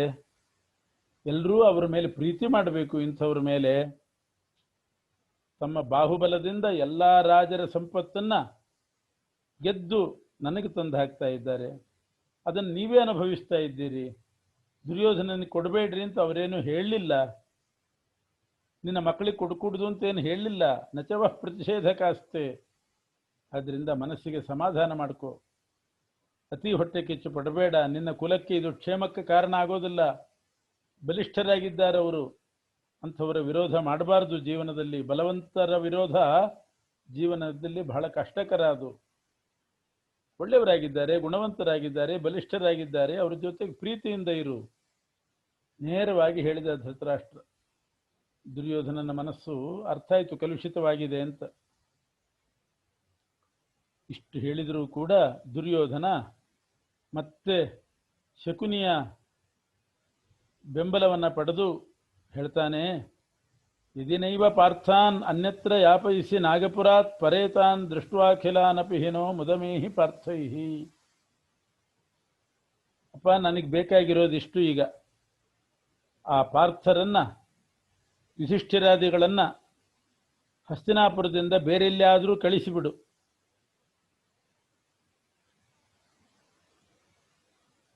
ಯದಿ ನೈವ ಪಾರ್ಥಾನ್ ಅನ್ಯತ್ರ ಯಾಪಯಿಸಿ, ಅವರನ್ನು ನೀನು ಇಲ್ಲೇ ಇಟ್ಟುಕೊಂಡಿರೋದಾದರೆ ನಾವೆಲ್ಲ ಸಾಯ್ತೀವಿ. ಆಮೇಲೆ ನೀನು ಪಾಂಡವರ ಜೊತೆಗೆ ಸುಖವಾಗಿರುವಂತೆ. ಇಷ್ಟೇ ನನ್ನ ನಿರ್ಧಾರ ಅಂದ್ಬಿಟ್ಟ. ಏವಂ ನಿಶಮ್ಯ ಗದಿತಂ ಸುತಹಾರ್ಧಪಾಶೈ. ನಾವು ಸತ್ತೋಗ್ತೇವೆ ಅಂತಂದಾಗ ಆ ಮಕ್ಕಳ ಮೇಲೆ ಸ್ನೇಹ ಪಾಶದಿಂದ ಧೃತರಾಷ್ಟ್ರ ಹೇಳ್ತಾನೆ. ಮತ್ತು ಭಗವಂತನ ಇಚ್ಛೆ, ದೈವೇಚ್ಛೆನೂ ಸೇರಿತು. ಪ್ರೋವಾಚ ಪುತ್ರಮಪಿ ತೇ ಬಲಿನೋ ನ ಪಾರ್ಥ ಶಕ್ಯಾ ಪುರಸ್ಪುರಾತ್ತನಯ ಪಯಿತುಂ ಕಥಂಚಿತ್. ದುರ್ಯೋಧನ, ಪಾಂಡವರು ಬಲಿಷ್ಠರಿದ್ದಾರೆ, ಈ ಊರಿನಿಂದ ಎಲ್ಲಿಯಾದರೂ ಹೊರಗೆ ಕಳಿಸು ಅಂತಂದರೆ ಹ್ಯಾಕೆ ಕಳಿಸೋದು? ಯಾಕೆ ಹೋಗ್ತಾರವರು ತಮ್ಮ ಸ್ವಂತ ಊರು ಬಿಟ್ಟು, ಸ್ವಂತ ಮನೆ ಬಿಟ್ಟು? ಅವರ ಅಪ್ಪನ ಮನೆಯಲ್ಲಿ ಅವರಿದ್ದಾರೆ. ನೀವು ಸುಮ್ಮನೆ ಹೊರಗೆ ಹೋಗಿ ಅಂತಂದರೆ ಯಾಕೆ ಹೋಗ್ತಾರವರು? ಅವ್ರನ್ನ ಹೊರಗೆ ಹಾಕೋದು ಬಹಳ ಕಷ್ಟ ಇದೆ. ಸ್ವಲ್ಪ ದಾರಿಗೆ ಬಂದೇ ಹೇಳ್ತಿದ್ದಾನೆ ಅವನು. ದುರ್ಯೋಧನನ ದಾರಿಗೆ ಬಂದು ಬುದ್ಧಿವಾದ ಹೇಳುವಷ್ಟು ಹೇಳಿದ. ನಾವು ಸಾಯ್ತೇವೆ ಹಾಗಾದರೆ ಅಂತಂದು ಕೂಡಲೇ ವ್ಯಾಮೋಹ ಅಡ್ಡ ಬಂತು. ಸರಿ ಆಯಿತು, ಹೊರಗೆ ಹಾಕೋಣ. ಆದರೆ ಹೇಗೆ ಹಾಕ್ಲಿಕ್ಕೆ ಸಾಧ್ಯ? ಬಲಿಷ್ಠರಿದ್ದಾರಲ್ಲ ಅಂದಾಗ ತನ್ನ ದಾರಿಗೆ ಸ್ವಲ್ಪ ಬಂದದ್ದು ನೋಡಿ ಸ್ವಲ್ಪ ಸಮಾಧಾನ ಆಯಿತು. ಶಕುನಿ ಕಡೆ ನೋಡಿದ. ಮುಂದುವರಿಸು ಅಂದ ಶಕುನಿ. ಮುಂದಿನ ಉಪಾಯನೂ ಹೇಳಿಬಿಡು ಅಂತಂದ. ಕಣ್ಸನ್ನೆ ಮಾಡಿದ. ಅದನ್ನು ನೋಡಿ ದುರ್ಯೋಧನ ಹೇಳ್ತಾನೆ, ಹೊರಗೆ ಹಾಕೋದು ಕಷ್ಟ ಏನಿಲ್ಲ, ಅದಕ್ಕೆ ನಾನು ಉಪಾಯ ಹುಡುಕಿದ್ದೀನಿ. ನೀನು ಈ ದಾರಿಗೆ ಬಂದರೆ ಸಾಕಾಗಿತ್ತು. ನಮಗೆ ಬಂದಿದ್ದಿ, ಇದು ಮುಂದಿಂದೆಲ್ಲ ನಮಗೆ ಬಿಟ್ಬಿಡು. ಈಗಾಗಲೇ ನಾನು ಉಪಾಯ ಮಾಡಿದ್ದೀನಿ. ಅವರು ಈ ಊರಿಗೆ ಬಂದು ಈಗ 13 ವರ್ಷ ಆಯಿತು. ಅಲ್ಲಿ ತನಕ ಹಿಮಾಲಯದಲ್ಲೇ ಇದ್ದರು ಪಾಂಡುರಾಜನ ಜೊತೆಗೆ. ಪಾಂಡುರಾಜ ಸತ್ತ ಮೇಲೆ ಬಂದಿದ್ದಾರೆ. 13 ವರ್ಷ ಆಯಿತು. ಅವರು ಬಂದಾಗಿನಿಂದ ನಾನು ಇಷ್ಟು ಉಪಾಯ ಮಾಡಿಟ್ಟಿದ್ದೀನಿ. ಏನು, ಅಶ್ವತ್ಥಾಮ ಇದ್ದಾನಲ್ಲ, ಅವನು ಮಹಾಬಲಿಷ್ಠ. ದ್ರೋಣೇರ್ಹಿ ನಾಸ್ತಿ ಸದೃಶೋ ಬಲವಾನ್ ಪ್ರತಾಪಿ. ಅಷ್ಟು ಬಲಿಷ್ಠರು, ಅಷ್ಟು ಪ್ರತಾಪಿಗಳು ಬೇರೆ ಯಾರೂ ಇಲ್ಲ. ಅಂಥ ಅಶ್ವತ್ಥಾಮನನ್ನ ಈಗ ನಾನು ನಮಗೆ ಬಲಕ್ಕೋಸ್ಕರವಾಗಿ ನಾನಾ ಉಪಾಯಗಳಿಂದ ನನ್ನ ಕಡೆ ಮಾಡ್ಕೊಂಡ್ಬಿಟ್ಟಿದ್ದೀನಿ. ಅವ್ರಿಗೆ ಸಾಕಷ್ಟು ದಾನ ಕೊಟ್ಟು, ಸನ್ಮಾನ ಮಾಡಿ, ಅವ್ರನ್ನ ಹೊಗಳಿ, ಊಟಕ್ಕೆ ಕರೆದು, ಏನೇನೋ ಉಪಾಯಗಳಿಂದ ನನ್ನ ಕಡೆ ಮಾಡ್ಕೊಂಡ್ಬಿಟ್ಟಿದ್ದೀನಿ. ಅಶ್ವತ್ಥಾಮ ನನ್ನ ವಶದಲ್ಲಿದ್ದಾನೆ. ಅಶ್ವತ್ಥಾಮ ನನ್ನ ವಶಕ್ಕೆ ಬಂದ ಮೇಲೆ ದ್ರೋಣಾಚಾರ್ಯರು ಕೂಡ ಬಂದ ಹಾಗೆ ಲೆಕ್ಕ. ಯಾಕೆ ಕರು ಇದ್ದಲ್ಲಿ ದನ, ಅಶ್ವತ್ಥಾಮಾಚಾರ್ಯದಲ್ಲಿ ಅವರಪ್ಪ ದ್ರೋಣಾಚಾರ್ಯರು. ಮಾತುಲೇನ ಸಾಕಂ, ದ್ರೋಣಾಚಾರ್ಯ ತಾಯಿ ಕೃಪಿ, ಕೃಪಿಯ ಸೋದರ ಕೃಪಾಚಾರ್ಯ ಜೊತೆ ಅಂದ್ರೆ ಸೋದರ ಮಾವ ಆಗಬೇಕು. ಸೋದರ ಮಾವನ ಬಿಟ್ಟು ಬಂದಾರೆ ಆ ದ್ರೋಣಾಚಾರ್ಯರು, ಅವ್ರನ್ನು ಕರ್ಕೊಂಡೇ ಬರ್ತಾರೆ. ಹೀಗಾಗಿ ಅಶ್ವತ್ಥಾಮ, ದ್ರೋಣ, ಕೃಪ ನಮ್ಮ ಕಡೆ ಬಂದಾಗಿದೆ. ಇನ್ನು ಎಲ್ಲಿ ದ್ರೋಣ ಇರ್ತಾರೋ ದ್ರೋಣಾಚಾರ್ಯರು, ಅಲ್ಲಿ ಭೀಷ್ಮರು ಇರ್ತಾರೆ. ಅವ್ರಿಗೆ ಭಾರಿ ಸಖ್ಯ. ದ್ರೋಣಾಚಾರ್ಯರು ನನ್ನ ಕಡೆ ಬರಲಿಕ್ಕೆ ನಾನು ಮಾಡಿದ ಉಪಾಯ ಅಶ್ವತ್ಥಾಮನ ಒಳಗೆ ಹಾಕ್ಕೊಂಡಿದ್ದೀನಿ. ಅದರಿಂದ ದ್ರೋಣಾಚಾರ್ಯ ಬರ್ತಾರೆ. ದ್ರೋಣಾಚಾರ್ಯ ಬಂದ್ಮೇಲೆ ಭೀಷ್ಮಾಚಾರ್ಯರು ಬಂದೇ ಬರ್ತಾರೆ ನನ್ನ ಕಡೆ. ಇದೇ ರೀತಿ ಪ್ರಧಾನರನ್ನ ನನ್ನ ಕಡೆ ಮಾಡ್ಕೊಂಡಾಗಿದೆ. ಹಾಗೆ ಸೈನಿಕರು ಅವ್ರ ಕಡೆ ಯಾರೂ ಹೋಗ್ಕೂಡ್ದು. ಆ ರೀತಿ ದಾನಮಾನೈಹಿ, ದಾನ ಸನ್ಮಾನಾದಿಗಳನ್ನು ಮಾಡಿ ಆತ್ಮೀಯತೆಯಿಂದ ಮಾತಾಡಿಸಿ ಅವ್ರನ್ನೆಲ್ಲ ನನ್ನ ಕಡೆ ಮಾಡ್ಕೊಂಡಿದ್ದೀನಿ. ಪ್ರಾಯೋವಶಂ ಮಮಗತಾಹ, ನನ್ನ ಅಧೀನಕ್ಕೆ ಆಗಿಬಿಟ್ಟಿದ್ದಾರೆ ಅವರೆಲ್ಲ. ಇದೆಲ್ಲ ಅವನ ಕಳಿಂಗ ನೀತಿ ಅಂದ್ರೆ ಇದೇನೆ. ದಾನ ಕೊಟ್ಟು ಮಾಡಿ ಅದೆಲ್ಲ ಮೋಸ. ದಾನ ಕೊಟ್ಟ, ಸನ್ಮಾನ ಮಾಡಿದ, ಭಾರಿ ಆತ್ಮೀಯತೆಯಿಂದ ಮಾತಾಡಿದ, ಮೋಸ ತನ್ನ ಕಡೆ ಬರಲಿಕ್ಕೋಸ್ಕರ. ಕರ್ಣನನ್ನು ನನ್ನ ಕಡೆ ಮಾಡ್ಕೊಂಡಾಗಿದೆ. ಅಂಗರಾಜ್ಯದಲ್ಲಿ ಪಟ್ಟಾಭಿಷೇಕನೇ ಮಾಡಿಬಿಟ್ಟಿದ್ದ ಅಷ್ಟೊತ್ತಿಗೆ. ಅಸ್ತ್ರೇ ಬಲೇಪ್ಯಧಿಕ ಏವ ಸುರೇಂದ್ರ ಸೂನೋಹೋ, ಅರ್ಜುನನಿಗಿಂತ ಮಿಗಿಲಾದವನು, ಅಸ್ತ್ರದಲ್ಲಿ ಆಗಲಿ ಬಲದಲ್ಲಿ ಆಗಲಿ ಅರ್ಜುನನ್ನ ಮೀರಿಸಿದವನು ಕರ್ಣ. ಪರಶುರಾಮ ದೇವರ ಹತ್ರ ಕಲಿತು ಬಂದಿದ್ದಾನೆ. ಅವನು ನನ್ನ ಕಡೆ ಮಾಡ್ಕೊಂಡಾಗಿದೆ ಆಗಲೇ. ಇನ್ನು ಜೇಷ್ಯೇ ಚ ಮಂತ್ರಬಲತಸ್ತ್ವಹಮೇವ ಭೀಮಂ, ಇನ್ನು ನಾನು ಭೀಮನನ್ನು ಗೆಲ್ತೇನೆ. ಇಷ್ಟು ಬಲ ನಮ್ಮ ಕಡೆ ಇದೆ. ಭೀಮನನ್ನು ಗೆಲ್ಲಲಿಕ್ಕೇನು ಉಪಾಯ? ಮಂತ್ರಬಲ ಇದೆ ನನ್ನ ಹತ್ರ. ದುರ್ವಾಸ ಋಷಿಗಳು ಬಂದಾಗ, ಒಂದ್ಸಲ ದುರ್ವಾಸರು ದುರ್ಯೋಧನನ ಮನೆಗೆ ಬಂದಾಗ ಅವರನ್ನು ವಿಶೇಷ ಸೇವೆ ಮಾಡಿ, ಇನ್ನು ಭಾರೀ ಬ್ರಾಹ್ಮಣ ಭಕ್ತ ಅನಿಸ್ಬೇಕು, ಆ ರೀತಿ ಸೇವೆ ಮಾಡಿ ದೇವತೆಗಳಿಗೂ ದುರ್ಲಭವಾದಂಥ 3000 ಮಂತ್ರಗಳನ್ನು ನಾನು ಉಪದೇಶ ಪಡೆದಿದ್ದೇನೆ. 3000 ಮಂತ್ರ ದುರ್ವಾಸರಿಂದ ನಾನು ಉಪದೇಶ ಪಡೆದಿದ್ದೇನೆ. ಅದು ಭೀಮನಿಗೆ ಉಪಯೋಗಿಸಬೇಕು ಅಂತ ಇಟ್ಟುಕೊಂಡಿದ್ದೀನಿ, ಬೇರೆ ಯಾರಿಗೂ ಆ ಮಂತ್ರ ಉಪಯೋಗಿಸಿಲ್ಲ. ಅದು ಒಳ್ಳೆ ಪರಾಕ್ರಮ ಕೊಡ್ತಕ್ಕಂಥದ್ದು, ವಿಜಯ ಕೊಡ್ತಕ್ಕಂಥ ಮಂತ್ರ. ವಾರಿಸ್ತಂಭನ, ನೀರಿನಲ್ಲಿ ಮುಳುಗಿ ಎಷ್ಟು ದಿವಸ ಬೇಕಾರಿರಬಹುದು ಅಂಥ ಮಂತ್ರ. ಬೆಂಕಿಯ ರಾಶಿಯಲ್ಲಿ ಇರಬಹುದು, ಎಲ್ಲ ದೇವತೆಗಳನ್ನು ತಡಿಬಹುದು, ಅವ್ರನ್ನೆಲ್ಲ ಸ್ತಬ್ಧಗೊಳಿಸಬಹುದು. ಮಳೆ ಬೇಕಾದರೆ ಮಳೆ ಬರೆಸಬಹುದು, ಸಂಪತ್ತು ಬೇಕಾದರೆ ಸಂಪತ್ತು, ಆಯುಧ ಬೇಕಾದರೆ ಆಯುಧ, ಏನು ಬೇಕಾದ್ರೆ ಗಳಿಸಬಹುದು. ಅಂಥ 3000 ಮಂತ್ರಗಳನ್ನು ನಾನು ದುರ್ವಾಸರಿಂದ ವಶಪಡಿಸ್ಕೊಂಡಿದ್ದೀನಿ. ಯಾಕೆ ಅಂತಂದರೆ ನನ್ನ ಸ್ವಾರ್ಥಕ್ಕೆ, ಲೋಕ ಕಲ್ಯಾಣಕ್ಕಾಗಿ ಅಲ್ಲ, ಲೋಕದ ಹಿಂಸೆಗಾಗಿ. ಭೀಮನಂಥವರನ್ನು ಹಿಂಸೆ ಮಾಡಲಿಕ್ಕೋಸ್ಕರನೇ ಕಲ್ತದ್ದು. ಇದೇ ಕಳಿಂಗ ನೀತಿ. ಆದ್ದರಿಂದ ಭೀಮನನ್ನು ನಾನು ಆ ಮಂತ್ರದ ಬಲದಿಂದ ಗೆಲ್ತೇನೆ. ಆ ಮಂತ್ರಕ್ಕೆ ಫಲ ಇಲ್ಲ ಅಂತ ಯೋಚನೆ ಮಾಡಬೇಡ. ಪ್ರತಿನಿತ್ಯ ನಾನು ಬೆಳಗ್ಗೆ 3:30 ಎದ್ದು ದಿನ ಅಷ್ಟು ಮಂತ್ರ ಜಪ ಮಾಡ್ತೀನಿ ಅಂತ ನಾನು. ಯಾಕೆಂದ್ರೆ ಜಪ ಬಿಟ್ಟರೆ ಯಾತಯಾಮ ಆಗಿಬಿಡ್ತದೆ, ಅದಕ್ಕೆ ಫಲ ಸಿಗೋದಿಲ್ಲ. ಪ್ರತಿನಿತ್ಯ ಜಪ ಮಾಡಿ ಅದು ಫಲಿಸೋ ಹಾಗೆ ಮಾಡ್ಕೊಂಡಿಟ್ಕೊಂಡಿದ್ದೀನಿ. ಒಂದು ದಿವಸ ಅದರ ಜಪ ಬಿಟ್ಟಿಲ್ಲ. ಅದರಿಂದ ಅವರನ್ನು ಹೊರಗೆ ಹಾಕೋದೇನೋ ಕಷ್ಟ ಅಲ್ಲ, ಅದಕ್ಕೆಲ್ಲ ಉಪಾಯ ಮಾಡಿದ್ದೀನಿ. ಸೌಹಾರ್ದಮೇಶು ಯದಿವ ಅತಿತರಾಂಕರೋಷಿ ತತ್ರಾಪಿ ನೈವ ಹಿಮಯ ಕ್ರಿಯತೆ ವಿರೋಧ. ಅವ್ರ ಮೇಲೆ ನಿನಗೆ ಪ್ರೀತಿ ಇದ್ದರೆ ಇರಲಿ, ನೀನೇ ಹೇಳಿದಲ್ಲ ಒಳ್ಳೆ ಗುಣವಂತರು ಅಂಥವ್ರ ಮೇಲೆ ಪ್ರೀತಿ ಮಾಡಬೇಕು ಅಂತ ಮಾಡು. ಪ್ರೀತಿ ಮಾಡ್ಬೇಕಾದ್ರೆ ಮನೆಯಲ್ಲೇ ಇರಬೇಕು, ಈ ಊರಿನಲ್ಲೇ ಇರಬೇಕು ಅಂತ ಏನಿಲ್ಲ. ಪರ ಊರಿನಲ್ಲಿದ್ದರೂ ಪ್ರೀತಿ ಮಾಡಬಹುದು, ಬೇರೆ ಊರಿನಲ್ಲಿದ್ದರು. ಆದ್ದರಿಂದ ವಾರಣಾವತ ಅಂತ ಒಂದು ಊರಿದೆ. ಆ ವಾರಣಾವತದಲ್ಲಿ ಅವರು ವಾಸ ಮಾಡಿಕೊಂಡಿರಲಿ, ಅವರು ಅಲ್ಲಿ ರಾಜ್ಯಭಾರ ಮಾಡಿಕೊಂಡಿರಲಿ. ಹಸ್ತಿನಾಪುರ ನನಗಿರಲಿ, ನಿನಗೋಸ್ಕರ, ಅದು ನಿನಗೋಸ್ಕರ ಅಪೇಕ್ಷೆ ಪಡ್ತೇನೆ ಅಷ್ಟೇ, ಅದು ನಮಗಿರಲಿ. ಆವಾಗ ಮಕ್ಕಳನ್ನ ತನ್ನ ಊರಿನಲ್ಲೇ ಇಟ್ಕೊಂಡ, ಮಕ್ಕಳನ್ನ ರಕ್ಷಣೆ ಮಾಡಿದ ಅಂತ ನಿನ್ನ ಕೀರ್ತಿ ಬರ್ತದೆ. ಇಲ್ಲಿದ್ರೆ ನಾವು ಸಾಯ್ತೀವಿ, ಅವ್ರನ್ನ ಇಟ್ಕೊಂಡು ಅಪಕೀರ್ತಿ ಕಟ್ಕೋತೀವಿ. ಜಾತೆ ಬಲೆ ತವ ವಿರೋಧಕೃತಶ್ಚತೆ ಸ್ಯುಃ ಸ್ವಾರ್ಥಂ ಹಿ ತಾವದನುಯಂತಿ ಕೇವಲಂ ತ್ವಾಂ. ಇನ್ನು ಅವರು ಈಗೇನೋ ಸುಮ್ಮನಿದ್ದಾರೆ, ಮತ್ತೆ ಅವರಿಗೆ ಬಲ ಬಂತು ಅಂತಂದ್ರೆ ನಿನ್ನನ್ನೇ ವಿರೋಧ ಮಾಡ್ತಾರೆ. ಈಗ ಸ್ವಾರ್ಥಕ್ಕೋಸ್ಕರ ನಿನ್ನನ್ನು ಅನುಸರಿಸ್ಕೊಂಡಿದ್ದಾರೆ. ಎಲ್ಲ ದುಡ್ಡು ಗಿಡ್ಡು ತಂದು ಕೊಡ್ತಾರೆ ಮಾಡ್ತಾರೆ. ಯಾಕೆ ಅಂದರೆ ಸ್ವಾರ್ಥಕ್ಕೋಸ್ಕರ. ಆಮೇಲೆ ಕೊಡ್ತಾರೆ ಅಂತ ನೀ ಮೇಲೆ ಅವ್ರಿಗೆ ಬಲ ಬಂದ ಮೇಲೆ ಈಗ ಕೊಡ್ತಾ ಇದ್ದಾರೆ. ಈಗ ಒಂದೊಂದು ಸಲ ನಿಲ್ಲಿಸ್ತಾರೆ, ವಿರೋಧನೂ ಮಾಡ್ತಾರೆ. ಇನ್ನು ವಿದುರ, ಅವನೊಬ್ಬ ಮಾತ್ರ ಪಾಂಡವರ ಪಕ್ಷಪಾತಿ ಆಗಿದ್ದಾನೆ. ಮೊದಲಿನಿಂದ ವಿದುರ ಪಾಂಡವರ ಕಡೆ ಇದ್ದಾನೆ. ನನ್ನನ್ನು ದ್ವೇಷ ಮಾಡ್ತಿದ್ದಾನೆ. ಒಂದು ಬಹಳ ಪವಿತ್ರ ಜೀವನ ವಿದುರನು. ಪಾಂಡವರನ್ನ ಎಂದೂ ಇದು ಮಾಡಲಿಲ್ಲ, ಪಾಂಡವರ ಕಡೆನೇ ಇದ್ದಾನೆ. ಅದು ದುರ್ಯೋಧನನೇ ಹೇಳ್ತಾನೆ.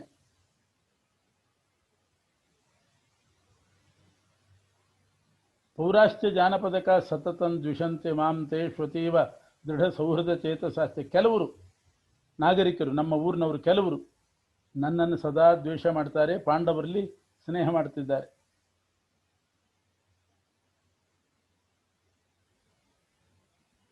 ಆದ್ದರಿಂದ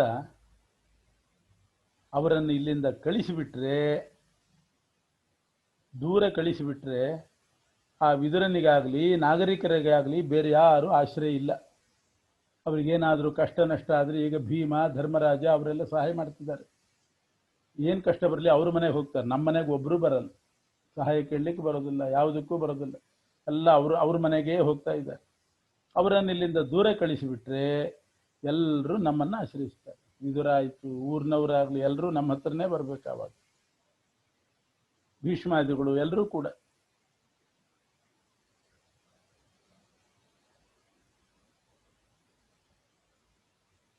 ಅವರು ದೂರ ಹೋದರೆ ಭೀಷ್ಮ ದ್ರೋಣ ಕೃಪ ಅವರಿಗೂ ಅವರ ಮೇಲೆ ಇರೋ ಸ್ನೇಹ ಹೋಗ್ತದೆ. ಯಾವಾಗಲೂ ಹತ್ತಿರ ಇದ್ದರೆ, ದಿನ ನೋಡ್ತಾ ಇದ್ದರೆ ಸ್ನೇಹ ಜಾಸ್ತಿ ಆಗ್ತದೆ. ದೂರ ಹೋದರೆ ಕ್ರಮೇಣ ಮರ್ತೋಗಿಬಿಡುತ್ತೆ. ಆದ್ದರಿಂದ ಅವರನ್ನು ದೂರ ಕಳಿಸೋದು. ಆವಾಗ ಅವರು ದೂರ ಹೋಗಿಬಿಟ್ರೆ ಇವರೆಲ್ಲ ನನ್ನನ್ನೇ ಆಶ್ರಯಿಸಿ ನನ್ನ ಮೇಲೆ ಪ್ರೀತಿ ಮಾಡ್ತಾರೆ. ನಾವು ಅವರು ಒಟ್ಟಿಗೆ ಇದ್ವಿ ಅಂತಾದರೆ ಇವತ್ತೆಲ್ಲ ನಾಳೆ ಜಗಳ ಬಂದು ಕುಲನಾಶಕ್ಕೆ ಕಾರಣ ಆದೀತು.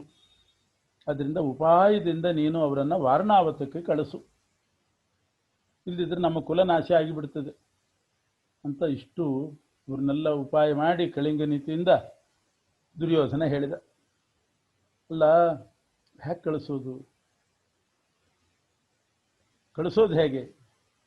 ಹೊರಗೆ ಹೋಗಬೇಕು ಅಂತ ಸರಿ, ಯಾವ ರೀತಿ ಉಪಾಯದಿಂದ ಏನು ಉಪಾಯ ಮಾಡಬೇಕು? ಅದಕ್ಕೆ ದುರ್ಯೋಧನ ಹೇಳ್ತಾನೆ, ವಾರಣಾವತದಲ್ಲಿ ವಿಷ್ಣುವಿನ ಸನ್ನಿಧಾನ ಇದೆ, ಹರನ ಸನ್ನಿಧಾನನೂ ಇದೆ. ಹರಿಹರರು ಅಲ್ಲಿ ನೆಲೆಸಿದ್ದಾರೆ. ಹರಿಹರರು ಲಿಂಗ ರೂಪದಿಂದ, ಲಿಂಗಾಕಾರದಲ್ಲಿ ವಿಷ್ಣು ಇದ್ದಾನೆ, ಶಿವನೂ ಇದ್ದಾನೆ.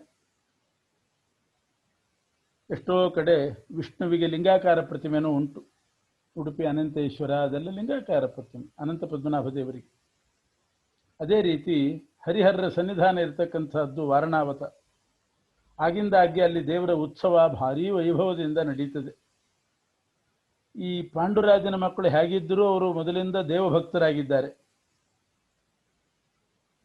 ನೀನು ಅವರನ್ನು ಅಲ್ಲಿ ಕಳಿಸಿದರೆ ಆ ಉತ್ಸವ ನೋಡೋ ದೃಷ್ಟಿಯಿಂದ ದೇವರ ಉತ್ಸವ ಆಗ್ತಾ ಇರ್ತದೆ. ಅಲ್ಲೇ ಇದ್ಬಿಟ್ರೆ ಒಳ್ಳೆಯದು. ಮೇಲಿಂದ ಮೇಲೆ ದೇವರ ಭಕ್ತರಿಗೆ ದೇವಸ್ಥಾನಕ್ಕೆ ಹೋಗೋದು, ಉತ್ಸವದಲ್ಲಿ ಪಾಲ್ಗೊಳ್ಳೋದು ಎಲ್ಲ ಅನುಕೂಲ ಆಗ್ತದೆ.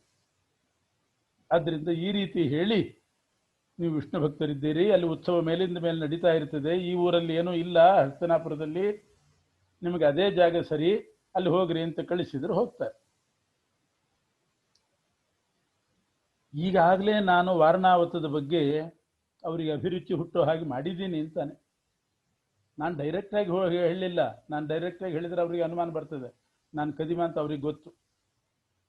ಆದ್ದರಿಂದ ನಾನು ಹೇಳಿಸಿದ್ದೀನಿ ಅಂತ ಗೊತ್ತಾಗದೇ ಇದ್ದ ಹಾಗೆ ಮಧ್ಯಸ್ಥರನ್ನ ಕಳಿಸಿ ವಾರಣಾವತದ ಬಗ್ಗೆ ಅವರಿಗೆ ಪರಿಚಯ ಮಾಡಿಸಿದ್ದೀನಿ. ಈಗಾಗಲೇ ಸ್ವಲ್ಪ ಅಭಿರುಚಿ ಉಂಟಾಗಿದೆ ವಾರಣಾವತದ ಮೇಲೆ.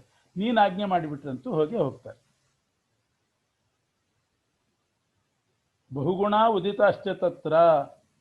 ಇದೆಲ್ಲ ಪಾಂಡವರ ಆಸ್ತಿಕ್ಯದ ದುರುಪಯೋಗ, ಅವರ ಹರಿಭಕ್ತಿಯನ್ನು ದುರುಪಯೋಗ ಮಾಡಿಕೊಳ್ಳೋ ಕ್ರಮ ಇದು.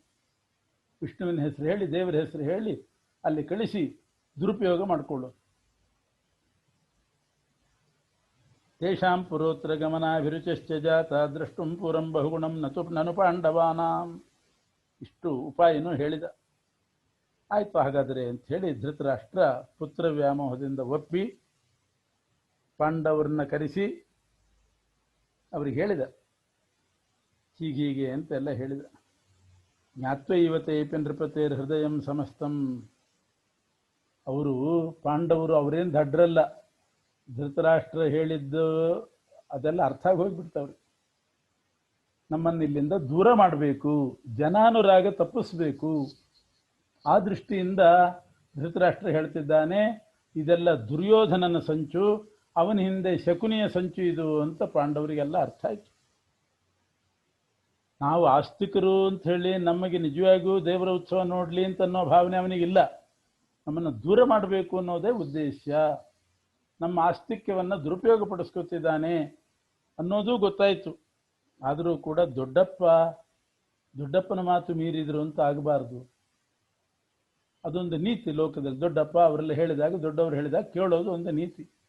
ಆದ್ದರಿಂದ ಇರಲಿ ಅಂತ ಹೇಳಿ ಪಾಂಡವರು ಗೊತ್ತಿದ್ದು ಒಪ್ಪಿದ್ರು. ಕುಂತಿ ಜೊತೆಗೆ ವಾರಣಾವತಕ್ಕೆ ಹೊರಟು.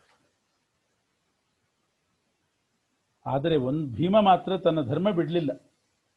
ಒಂದು ಮಾತು ಹೇಳಿದ ಭೀಮ, ದೊಡ್ಡಪ್ಪ ಹೇಳಿದ್ದು ನಿಜ, ಆದರೆ ದೊಡ್ಡಪ್ಪ ಹೇಳೋದೇ ತಪ್ಪು. ನಮ್ಮ ಸ್ವಂತ ಮನೆ, ನಮ್ಮ ಮನೆ, ಪಾಂಡುರಾಜನ ಮನೆ, ನಮ್ಮ ಊರು ಇದೆಲ್ಲ ಇರುವಾಗ ನಮ್ಮೂರು ನಮ್ಮನೆ ಬಿಟ್ಟು ನಾವು ಸುಮ್ಮನೆ ಇನ್ನೊಂದು ಕಡೆ ಹೋಗಬಾರ್ದು. ಹಾಗೆ ಹಿರಿಯರಿದ್ದ ಮನೆ ಇಲ್ಲೇ ಇರಬೇಕು. ಇದು ನಮಗೆ ಧರ್ಮ. ನಾವೇನಾದರೂ ಸುಮ್ಮನೆ ಈ ಊರು ಬಿಟ್ಟು ಹೋದರೆ ಭಿಕ್ಷೆ ಬೇಡೋ ಪ್ರಸಂಗನೂ ಬಂದೀತು. ಅಣ್ಣ ನೋಡು, ವಿಚಾರ ಮಾಡು, ಭಿಕ್ಷೆ ಬೇಡೋ ಪ್ರಸಂಗ ಬಂದಿತ್ತು. ಸುಮ್ಮನೆ ಯಾಕೆ ನಮ್ಮ ಮನೆ ಊರು ಎಲ್ಲ ಬಿಟ್ಟು ಬೇರೆ ಕಡೆ ಹೋಗಬೇಕು? ನಿಜಂ ಕರ್ಮ ನತ್ಯಾಜ್ಯಂ. ನಮ್ಮೂರಿನಲ್ಲಿ ನಾವಿರಬೇಕು, ನಮ್ಮ ಪ್ರಜೆಗಳನ್ನು ನಾವು ರಕ್ಷಣೆ ಮಾಡ್ಕೊಂಡಿರ್ಬೇಕಾದ್ದು ನಮ್ಮ ಧರ್ಮ, ಅದು ಬಿಡಬಾರ್ದು ಅಂತ ಹೇಳಿದ. ಆಗ ಅವರು ನಮ್ಮನ್ನು ಹೊರಗೆ ಹಾಕಿದರೆ, ಬಲಾತ್ಕಾರ ಮಾಡಿ ಕುತ್ತಿಗೆ ಕೈ ಹಾಕಿ ದಬ್ಬಿದರೆ ಯುದ್ಧ ಮಾಡಬೇಕು. ದೊಡ್ಡಪ್ಪ ಆದ್ರೇನು ಯಾರಾದ್ರೇನು ಅನ್ಯಾಯವಾಗಿ ಕುತ್ತಿಗೆ ಕೈ ಹಾಕಿ ಹೊರಗೆ ದಬ್ತಾ ಇದ್ದಾರೆ ಅಂದ್ರೆ ಅವರು ದುಷ್ಟರು ಅಂತ ಅರ್ಥ, ಯುದ್ಧ ಮಾಡೋದೆ ಅಂತ ಹೇಳಿದಾಗ ಧರ್ಮರಾಜ ಅಷ್ಟರ ತನಕ ಹೋಗೋದೇ ಬೇಡ, ಹೇಳಿದಾನೆ ಹೋಗಿಬಿಡೋಣ, ಇಲ್ಲೇ ಆದ್ರೇನು ಅಲ್ಲೇ ಆದ್ರೇನು ಹೋಗಿಬಿಡೋಣ ಅಂತ. ಇವನು ಸ್ವಲ್ಪ ಮೃದು ಸ್ವಭಾವ, ಇವನಿಗೂ ಅದೇ ಬೇಕಾಗಿತ್ತು ಭೀಮನಿಗೆ. ಅಲ್ಲ, ನನ್ನ ಅಭಿಪ್ರಾಯ ನಾ ಹೇಳಿದೆ, ನೀನು ನನಗಿಂತ ದೊಡ್ಡವನಾದ್ರಿಂದ, ದೊಡ್ಡಪ್ಪ ದೊಡ್ಡವರು ಅವ್ರು ಹೇಳಿದ್ ಕೇಳಬೇಕು ಅಂದ್ಮೇಲೆ ನೀನು ದೊಡ್ಡವನು ನನಗೆ, ನೀ ಹೇಳಿದ್ ನಾ ಕೇಳಬೇಕು, ಸರಿ ಹಾಗಾದ್ರೆ ಹೋಗೋಣ ಅಂದ್ಬಿಟ್ಟ. ಏನಿತ್ತು ಭೀಮನಿಗೆ ಅಂತಂದ್ರೆ ಹೋಗೋದೇ ಬೇಕಾಗಿತ್ತು.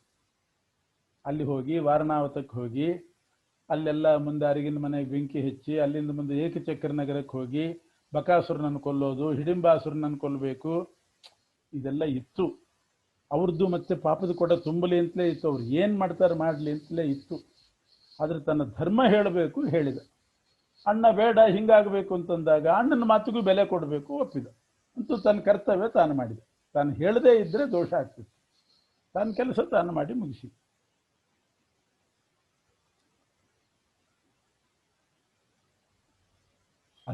ಅದಕ್ಕೆ ಭೀಮನನ್ನ ಆಮೇಲೆ ಹುಟ್ಟಿಸಿದ್ದು ಪರಮಾತ್ಮ. ಇಲ್ಲದೇ ಇದ್ರು ಕುಂತಿ ಮೊದಲೇ ವಾಯುದೇವರನ್ನು ಕರೆದು ಬಿಡ್ಬೋದಾಗಿತ್ತು. ಅವ್ರಿಗೆ ಬಾಹುಬಲನೂ ಇತ್ತು, ಧರ್ಮನೂ ಇತ್ತು, ಎಲ್ಲ ಇತ್ತು. ಕುಂತಿ ವಾಯುದೇವ್ರನ್ನ ಕರೆದು ಮೊದಲೇ ಭೀಮ ಹುಟ್ಟಿದ್ರೆ ಆಗ್ತಿತ್ತು. ಧರ್ಮರಾಜನ ಮೊದಲು ಹುಟ್ಟಿಸಿದ್ದು ಯಾಕೆ ಅಂತಂದರೆ, ಇಂಥ ಬಿಕ್ಕಟ್ಟಿನ ಪ್ರಸಂಗ ಬಂದಾಗ ಭೀಮ ತನ್ನ ಧರ್ಮ ಬಿಡಬಾರ್ದು, ಹೋಗಬೇಕು. ಆದರೆ ಭೀಮನೇ ದೊಡ್ಡವನಾಗಿದ್ದರೆ ಅಲ್ಲೇ ಕೂತ್ಬಿಡ್ತಿದ್ದ, ಅಷ್ಟೇ, ಅಲ್ಲೇ ಒಂದು ಯುದ್ಧ ಆಗ್ತಿತ್ತು, ಕೆಲವರೆಲ್ಲ ಸಾಯ್ತಿದ್ರು ಅಷ್ಟೇ. ಮಹಾಭಾರತ ಯುದ್ಧ ಆಗಿ ಅಷ್ಟು ಜನ ಸಾಯ್ತಿದ್ದಿಲ್ಲ, ಎಲ್ಲ ದುಷ್ಟರು ಸಾಯ್ಬೇಕು. ಅಲ್ಲಿ ತನಕ ಬೆಳಿಬೇಕು. ಅವರು ಮಾವಿನ ಹಣ್ಣು ಬೆಳಿಲಿಕ್ಕೆ ಬಿಟ್ಟು ಆಮೇಲೆ ತೆಗಿಬೇಕು, ಸಣ್ಣ ಕಾಯಿನೇ ತೆಗೆದುಬಿಟ್ರೆ ಹೆಂಗೆ? ಆದ್ದರಿಂದ ಬೆಳೀಲಿ, ಅವರೆಲ್ಲ ಬೆಳೀಲಿ, ಒಟ್ಟಿಗೆ ಮಹಾಭಾರತ ಯುದ್ಧದಲ್ಲಿ ಸಾಯಿಸಬೇಕು ಅಂತಿತ್ತು. ತಾನೇ ಅಣ್ಣ ಆಗಿದ್ರೆ ತಂದೆ ಜವಾಬ್ದಾರಿ ಆಗ್ತಿತ್ತು. ಅದಕ್ಕೆ ಕೆಲಸ ಆಗಿರಬೇಕು. ಭೀಮನಿಗೆ ಅಧರ್ಮ ಬಂದಿರಬಾರ್ದು, ಧರ್ಮ ಬಂದಿರಬೇಕು. ಅದಕ್ಕೋಸ್ಕರ ಅವನು ಸಣ್ಣವನು ಮಾಡಿದ, ಧರ್ಮರಾಜನ ದೊಡ್ಡವನು ಮಾಡಿದ. ಅಂದು ಭೀಮನಿಗೆ ಧರ್ಮ ಲಾಭ ಆಯ್ತು. ಈಗ ಜವಾಬ್ದಾರಿ ಅದು ಇವಂದಾಯ್ತು, ಯುಧಿಷ್ಠಿರಂದಾಯ್ತು.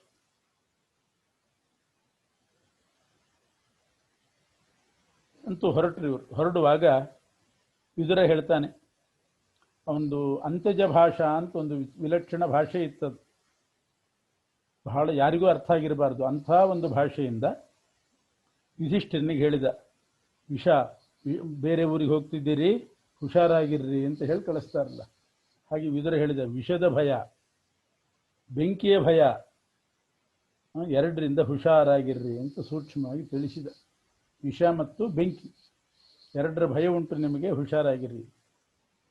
ಆಯಿತು ಅಂತ ಹೇಳಿ ಪ್ರಾಯಾಚ್ಯ ವಾರಣವತಂ ಪೃಥಯಾನುಜೈಶ್ಚ, ತಾಯಿ ಕುಂತಿಯನ್ನು ಕರ್ಕೊಂಡು ಎಲ್ಲರೂ ಸೇರಿ ಹೋದ್ರು. ಆದರೆ ಅಲ್ಲಿ ಹೋಗಿ ಯಾವುದೋ ಬಾಡಿಗೆ ಮನೆ ಹಿಡಿಬೇಕಲ್ಲ. ದುರ್ಯೋಧನ ತಾನೇ ಒಂದು ಮೊದಲು ಮನೆ ಕಟ್ಟಿಸಿಟ್ಬಿಟ್ಟಿದ್ದ. ಈ 13 ವರ್ಷ ಟೈಮ್ ಇತ್ತು ಅವನಿಗೆ. ಒಂದು ಮನೆ ಕಟ್ಟಿಸಿಟ್ಟಿದ್ದ ವಾರಣಾವತದಲ್ಲಿ. ಮತ್ತೆ ಯಾಕೆ ಬೇರೆ ಮನೆಗೆ ಹೋಗ್ತೀರಿ, ನಾನೇ ಒಂದು ಕಟ್ಟಿಸಿದ್ದಿದೆ, ಅಲ್ಲಿ ನನ್ನ ಮನೆಯಲ್ಲೇ ಇರ್ರಿ ಅಂತ ಕಳಿಸಿದ್ದ. ಅದೆಂಥ ಮನೆ ಅಂದರೆ ಲಾಕ್ಷಾಗೃಹ ಅಂತ ಕರೀತಾರೆ. ಗೋಡೆಯಲ್ಲೆಲ್ಲ ಅರಗು ಮೇಣ ಅದನ್ನೆಲ್ಲ ತುಂಬಿದ್ದಾರೆ. ಒಂದು ಕಿಡಿ ಬೆಂಕಿ ಬಿದ್ದರೆ ಸಾಕು, ಧಗ್ಗನೆ ಉರಿಬೇಕು. ಆ ರೀತಿಯಾಗಿ ಬೇಗ ಉರಿಯುವ ಇಂಧನಗಳನ್ನು ಅದನ್ನೆಲ್ಲ ಒಳಗೆ ಸೇರಿಸಿ, ಹೊರಗೆ ಮಾತ್ರ ಗೋಡೆ, ಒಳಗೆಲ್ಲ ಇರೋದು ಉರಿಯೋ ಸಾಮಾನು. ಅಂಥದ್ದನ್ನೆಲ್ಲ ಹಾಕಿ ಒಂದು ಕ್ಷಣದಲ್ಲಿ ಮನೆ ಉರಿದು ಸುಟ್ಟು ಹೋಗ್ಬೇಕಲ್ರು. ಅಂಥ ಮನೆ ಕಟ್ಟಿಸಿಟ್ಟಿದ್ದ. ಇವ್ರನ್ನ ಕೊಲ್ಲಬೇಕು, ಅಲ್ಲಿ ವಾರಣಾವತ ಕಳಿಸಿ ಆ ಮನೆ ಕಳಿಸಿ ಬೆಂಕಿ ಹಚ್ಚಿ ಕೊಂದು ಬಿಡಬೇಕು ಅಂತ ಅದನ್ನೆಲ್ಲ ಅಂಥ ಲಾಕ್ಷಾಗ್ರಹ ಮಾಡಿ ಅಲ್ಲಿ ಕಳಿಸಿದ. ಮತ್ತು ತನ್ನ ಮಂತ್ರಿ ಒಬ್ಬ ಇದ್ದ, ಪುರೋಚನ ಅಂತ. ಅವನು ಹಿಂದೆ ರಾಮಾಯಣದ ಪ್ರಹಸ್ತ. ಅವನು ರಾವಣನ ಸೋದರ ಮಾವ. ಅವನೊಬ್ಬ ಉಳ್ಕೊಂಡಿದ್ದ ಆ ಕಾಲ. ಇವನು ಪ್ರಹಸ್ತ, ರಾವಣನ ಸೋದರ ಮಾವ. ಅವನು ಇಲ್ಲಿ ಪುರೋಚನ ಅಂತಾಗಿ ಹುಟ್ಟಿದ್ದ. ಅವನು ಪಾಂಡವರು ವರ್ಣಾವತಕ್ಕೆ ಹೋದಾಗ ಅವನು ಬಂದ. ದುರ್ಯೋಧನಂ ಪ್ರತಿವಿಹಾಯ ಭವತ್ಸ ಕಾಶಂ ಆಯಾತ ಇತ್ಯವದೇಶು ಸ ಕೂಟವಾಕ್ಯಂ. ಅವನು ಮೋಸ. ಏನು ಹೇಳ್ತಾನೆ, ನಾನು ದುರ್ಯೋಧನನ ಜೊತೆಗಿದ್ದವನು, ಆದರೆ ಅವನ ಸ್ವಭಾವ ನನಗೆ ಹಿಡಿಸಲಿಲ್ಲ, ನೀಚ ಅವನು, ಹಿಂಗೆ ಬೈ ಅಂತ ದುರ್ಯೋಧನನೇ ಹೇಳ್ಕೊಟ್ಟಿದ್ದ. ನೀನೇ ನನ್ನ ನೀಚ ಅಂತ ಬೈ, ಪರವಾಗಿಲ್ಲ, ಅವ್ರು ನಿನ್ನ ಮೇಲೆ ಅವ್ರಿಗೆ ನಂಬಿಕೆ ಬರಬೇಕು, ಅದಕ್ಕೋಸ್ಕರ ನನ್ನ ಬೈದ್ರೆ ನಂಬ್ತಾರೆ ನಿನ್ನನ್ನು. ನೀಚ, ಅವನ ಜೊತೆಗಿರ್ಲಿಕ್ಕೆ ನನಗೆ ಮನಸ್ಸಿಲ್ಲ, ಅದಕ್ಕೋಸ್ಕರ ಬಿಟ್ಟು ಬಂದಿದ್ದೀನಿ ನಾನು. ಹೆಂಗೆ ವಿಭೀಷಣ ರಾವಣನ ಬಿಟ್ಟು ರಾಮನ ಕಡೆ ಬಂದ, ಹಾಗೆ ಇವನು ಪುರೋಚನ ಅಲ್ಲಿ ಬಂದು ಪಾಂಡವರ ಹತ್ರ ಸುಳ್ಳೆ ಹೇಳ್ತಿದ್ದಾನೆ. ದುರ್ಯೋಧನನ ಜೊತೆಗೆ ನನಗಿರ್ಲಿಕ್ಕೆ ಇಷ್ಟ ಇಲ್ಲ, ಅವನು ನೀಚ, ಅದಕ್ಕೆ ಸಜ್ಜನರಾದ ನಿಮ್ಮ ಜೊತೆಗಿರಬೇಕು ಅಂತ ಬಂದಿದ್ದೀನಿ, ನನಗೆ ಆಶ್ರಯ ಕೊಡ್ರಿ, ಇಲ್ಲೇ ಇರ್ತೀನಿ ನಾನು, ನಿಮಗೆ ಧೈರ್ಯ ಧರ್ಮ ಎಲ್ಲ ನಿಮ್ಮಲ್ಲಿದೆ ಅಂತ ಮೋಸ ಮಾಡಿ ಹೇಳ್ತಾನೆ. ಭಾರಿ ಒಳ್ಳೇದು ಅಂದ್ರೆ ಇವರಿಗೆ ಅದು ಗೊತ್ತಿತ್ತು. ಇವರಿಗೆಲ್ಲ ಒಳ್ಳೇದಪ್ಪ ಬಾ ಅಂತಂದು ಕರ್ಕೊಂಡು. ಆ ಪುರೋಚನ ತನ್ನ ಅಕ್ಕ, ಅವ್ರನ್ನೆಲ್ಲ ಅಕ್ಕನ ಮಕ್ಕಳು, ಅವ್ರನ್ನ ಕರ್ಕೊಂಡು ಬಂದಿದ್ದಾಳೆ. ಪುರೋಚನ ಬಂದ. ಪಾಂಡವರು ಪ್ರವೇಶ ಮಾಡಿದರು, ಲಾಕ್ಷಾಗ್ರಹಕ್ಕೆ ಪ್ರವೇಶ ಮಾಡಿದರು. ಮಾಡಿದಾಗಲೇ ವಾಸನೆ ಬರ್ತಾ ಇತ್ತು. ಒಳಗಡೆ ಗೋಡೆ ಒಳಗೆಲ್ಲ ಸೇರಿಸಿದ್ರಲ್ಲ ಅರಗು ಮೇಣ ಎಲ್ಲ, ಅದ್ರದ್ದು ವಾಸನೆ ಬಂತು. ಕೂಡಲೇ ಧರ್ಮರಾಜ ಹೇಳಿದ ಭೀಮನಿಗೆ, ಇವನೇನೋ ಮೋಸ ಮಾಡ್ಲಿಕ್ಕೆ ಬಂದಿದ್ದಾನೆ, ಹುಷಾರಾಗಿರು ಅಂತ ಧರ್ಮರಾಜ ಹೇಳಿದ. ಸದಾ ಎಚ್ಚರಿಕೆಯಲ್ಲಿರು ಅಂತ. ಭೀಮನಿಗೂ ಗೊತ್ತಿತ್ತು. ಕ್ಷತ್ತಾಥ ನೀತಿ ಬಲತೋ ಖಿಲ ಲೋಕವೃತ್ತಂ ಜಾನನ್ ಸ್ವಚಾರ ಮುಖತಃ ಖನಕಾಯ ಚೋಚೆ. ಹೀಗೆ ಆ ಲಾಕ್ಷಾಗೃಹದಲ್ಲಿ ಪಾಂಡವರನ್ನ ಕಳಿಸಿ ಬೆಂಕಿ ಹಚ್ಚಲಿಕ್ಕೆ ಒಬ್ಬ ಬೇಕಲ್ಲ, ಅದಕ್ಕೆ ಪುರೋಚನನ್ ಕಳಿಸಿ. ವಿಷ ಹಾಕ್ಲಿಕ್ಕೆ ಒಬ್ಬರು ಬೇಕು, ವಿಷದಿಂದ ಸತ್ರ ಸಾಯಲಿ, ಆಗದಿದ್ರೆ ಬೆಂಕಿಯಿಂದಾದರೂ ಸಾಯಲಿ. ಅದಕ್ಕೆ ಅಡಿಗೆ ಮಾಡಲಿಕ್ಕೆ ಅಂತ ಪುರೋಚನನ ಅಕ್ಕ. 5 ಜನ ಮಕ್ಕಳು ಇದ್ರು, ಅವ್ರನ್ನೂ ಕರ್ಕೊಂಡು ಬಂದಿದ್ರು, ಅಡಿಗೆ ಮಾಡ್ತೇನೆ ನಾನು ಅಂತ. ಬೆಂಕಿ ಹಚ್ಚಲಿಕ್ಕೆ ಬಂದವು ನೀವನು. ಅಷ್ಟರಲ್ಲೇ ವಿದುರ ಏನು ಮಾಡಿದ್ದ ಅಂದ್ರೆ, ಅವನದು ಭಾರಿ ನೀತಿ, ವಿದುರ ನೀತಿ. ಅರಿಗಿನ ಮನೆಯಲ್ಲಿ ಇವ್ರನ್ನ ಸುಟ್ಟು ಬಿಡಬೇಕು ಅಂತೆಲ್ಲ ಏರ್ಪಾಟು ಮಾಡಿದ್ದ ದುರ್ಯೋಧನ. ಅವನಿಗೆ ಗೊತ್ತಿಲ್ಲದಿದ್ದ ಹಾಗೆ ವಿದುರ ಈ ಮನೆ ಕಟ್ಟುವವರು ಇರ್ತಾರಲ್ಲ, ಅವ್ರನ್ನೆಲ್ಲ ಕರೆಸಿ ಇದು ಅರಿಗಿನ ಮನೆ, ದುರ್ಯೋಧನ ಕಟ್ಟಿಸಿದ ಅರಿಗಿನ ಮನೆ, ಅಂಥ ಅರಿಗಿನ ಮನೆಯಿಂದ ಒಂದು ಸುರಂಗ ಮಾರ್ಗ ಮಾಡಿಸಿದ್ದ. ಸುರಂಗ ಮಾರ್ಗ ಮಾಡಿಸಿದ್ದ. ಎಲ್ಲಿವರೆಗೆ? ಗಂಗಾ ತೀರದ ತನಕ ಸುರಂಗ ಮಾರ್ಗ ಮಾಡಿಸಿದ್ದ. ಒಬ್ಬರಿಗೂ ಗೊತ್ತಿಲ್ಲ. ಅದು ಭಾರಿ ನೀತಿ. ಅಂಥ ನೀತಿಯಿಂದ ಒಬ್ಬರಿಗೂ ಗೊತ್ತಾಗದಿದ್ದ ಹಾಗೆ ಕೆಲವು ಸಲ ನಾವು ಯಾರಿಗೋ ಏನೋ ಹೇಳಿರ್ತೀವಿ, ಅವರು ಬಳಗದವರೇ ಆಗಿರ್ತಾರೆ, ಹೋಗಿ ಹೇಳಿಬಿಟ್ಟಿರ್ತಾರೆ, ಅಷ್ಟು ಗೊತ್ತಿರೋದಿಲ್ಲ. ವಿದುರ ಅದರೆಲ್ಲ ಚಾಣಾಕ್ಷ, ಯಾರು ಹೇಳೋದಿಲ್ಲ ಅನ್ನೋದನ್ನು ಪಕ್ಕಾ ಕಂಡುಕೊಂಡು ಅಂಥವ್ರ ಕೈಯಿಂದ ಸುರಂಗ ಮಾರ್ಗ ಮಾಡಿಸಿಟ್ಟಿದ್ದು. ಅದೇನು ಕಾಂಪೌಂಡ್ ವಾಲ್ ಕಟ್ಟಿಸ್ತೇನೆ ಅಂತ ನೆಪ ಮಾಡಿಕೊಂಡು, ಕಾಂಪೌಂಡ್ ವಾಲ್ ಒಂದು ಕಟ್ಟಿಸಿಬಿಡ್ತೀನಿ ನಾನು ಅಂಥೇಳಿ ಆ ಕಾಂಪೌಂಡ್ ವಾಲ್ನ ನೆಪದಿಂದ ಸುರಂಗ ಮಾರ್ಗನೇ ಮಾಡಿಸಿಬಿಟ್ಟಿದ್ದು.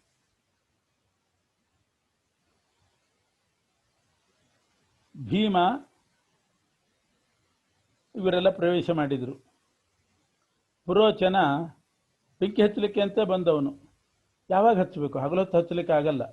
ರಾತ್ರಿ ಇವರೆಲ್ಲ ಮಲ್ಕೊಂಡು ನಿದ್ದೆ ಮಾಡಿದಾಗ ಬೆಂಕಿ ಹಚ್ಚೋಣ ಅಂತ ಕಾಯ್ತಾ ಇದ್ದ. ಅವನೇ ನಿದ್ದೆ ಹೊಡೆದ್ರೆ ಅದಕ್ಕೆ ರಾತ್ರಿ ಇಡೀ ಜಾಗರೋತ್ಸವ. ಅವನು ರಾತ್ರಿ ಜಾಗರ ಮಾಡ್ತಿದ್ದ. ಇವ್ರಿಗೆಲ್ಲ ನಿದ್ದೆ ಬಂದ್ಕೊಳ್ಳೆ ಬೆಂಕಿ ಹಚ್ಚೋಣ ಅಂತ. ಇವನು ಜಾಗರದಲ್ಲಿರ್ತಿದ್ದ. ಭೀಮಸೇನ ದೇವರು ಜಾಗರೋತ್ಸವನ. ಇವನೆಲ್ಲಿ ಬೆಂಕಿ ಹಚ್ಚುತ್ತಾನೋ ಅವನಿಗೆ ಅವಕಾಶ ಕೊಡಬಾರ್ದು ಅಂತ ಇವರು ಎಚ್ಚರಿಕೆಯಲ್ಲೇ ಇರ್ತಿದ್ರು. ಭೀಮಸೇನ ದೇವರು ಅವನು ನಿದ್ದೆ ಮಾಡಿದಂಗೆ ಮಾಡೋದು, ಮೆಲ್ಲಕ್ಕೆ ಹೊದಿಕೆ ತೆಗೆದು ನೋಡೋದು ಮಲಗಿದಾರೋ ಇಲ್ಲೋ ಅಂತ.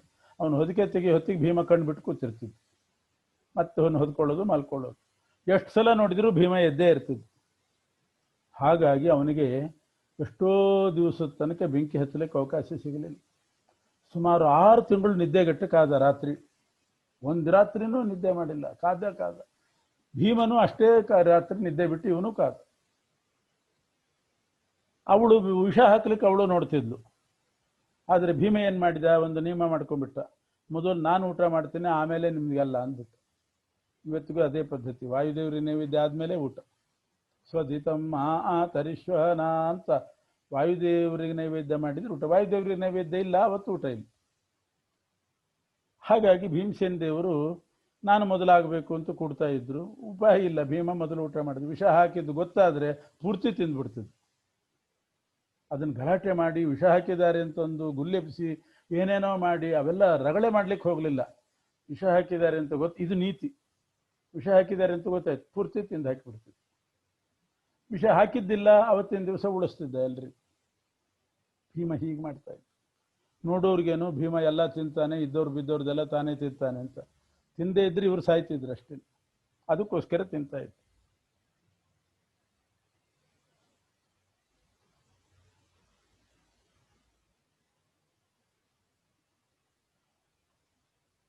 ಆ ಪುರೋಚನನ ಅಕ್ಕ ಬಂದಿದ್ದಲ್ಲ, ಅವಳು ವಿಷ ಹಾಕ್ಲಿಕ್ಕೆ ಬಂದವಳು.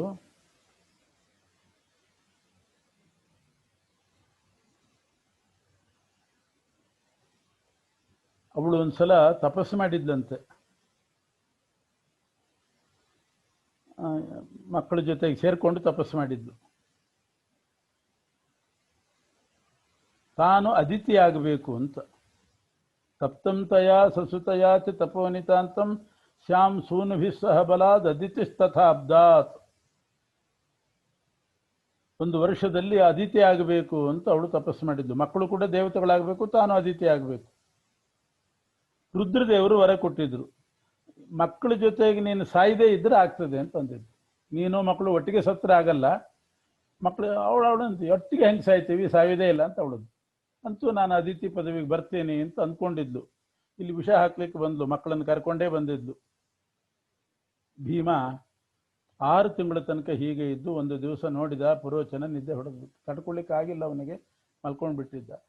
ಆ ದಿವಸ ನೋಡಿ ಒಬ್ಬೊಬ್ಬರನ್ನೇ ಆ ಬಿಲದಲ್ಲಿ ಇಟ್ಟು ಬಂದ. ಮೊದಲು ಸುರಂಗ ಮಾರ್ಗದಲ್ಲಿ ಒಬ್ಬೊಬ್ಬರನ್ನೇ, ಕುಂತಿ, ಧರ್ಮರಾಜ ಅವ್ರನ್ನೆಲ್ಲ ಅಲ್ಲಿಟ್ಟು ತಾನೇ ಬಂದು ಬೆಂಕಿ ಹಚ್ಚಿ ಅವ್ರನ್ನೆಲ್ಲ ಹೊತ್ತುಕೊಂಡು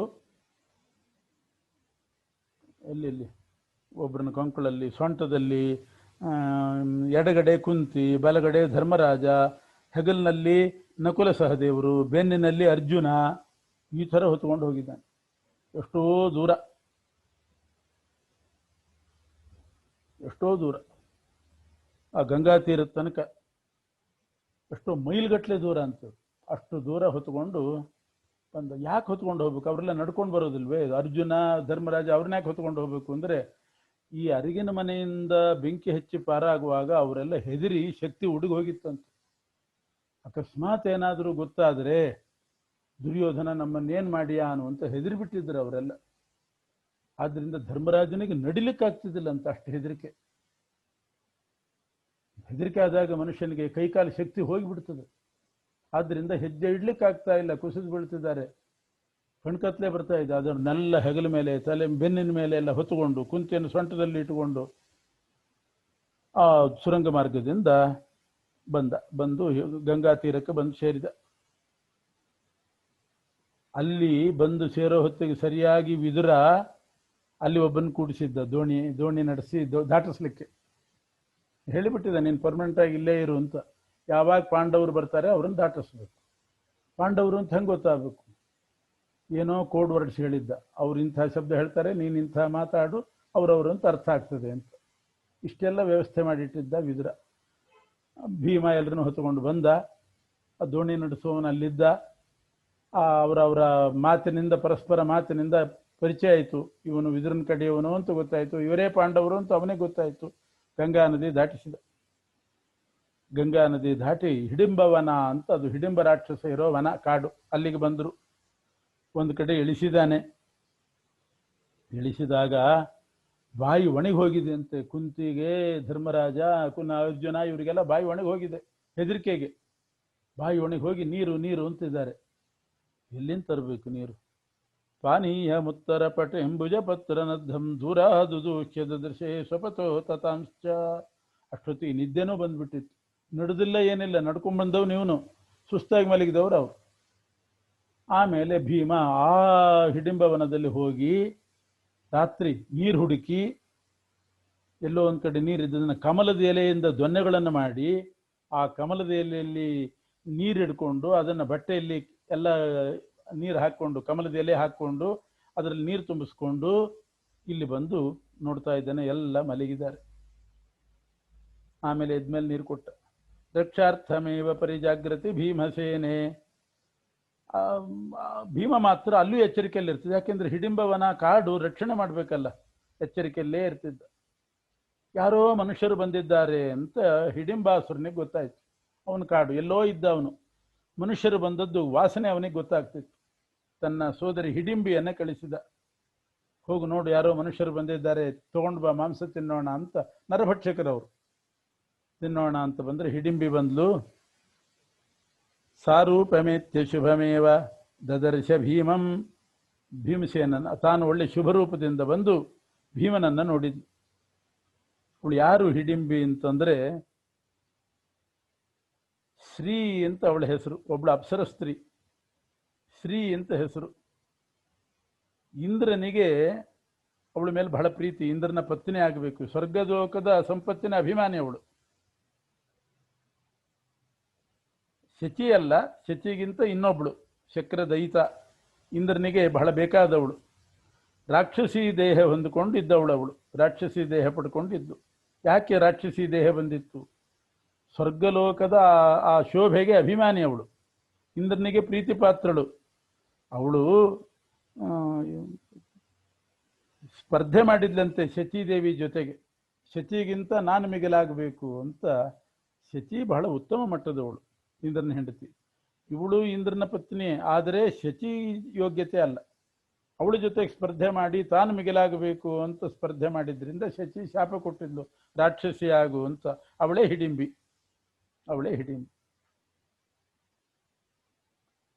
ಶಾಪಾತ್ ಸ್ಪೃಧಾ ಪತಿಮವಾಪ್ಯ ಚ ಮಾರುತಂ ಸಾ ಪ್ರಾಪ್ತುಂ ನಿಜಾಂ ತನುಮಯಾ ಚತ ಭೀಮಸೇನಂ. ತಾಂ ಭೀಮ ಆಹ ಕಮನೀಯ ತನುಂ ನ ಪೂರ್ವಂ. ಬಂದು ಹಿಡಿಂಬಿ ಕೇಳ್ಕೊಂಡ್ಲು, ನನ್ನನ್ನು ಮದುವೆ ಆಗು ಅಂತ ಕೇಳ್ಕೊಂಡ್ಲು. ಹಿಡಿಂಬ ಕಳಿಸಿದ್ದು ಅವ್ರನ್ನೆಲ್ಲ ತಗೊಂಡು ಬಾ, ಮಾಂಸ ತಿನ್ನೋಣ ಅಂತ. ಹಿಡಿಂಬಿ ಬಂದು ನನ್ನ ಮದುವೆ ಆಗು ಅಂತ ಭೀಮನ್ನು ಕೇಳ್ತಾ ಇದ್ದಾಳೆ.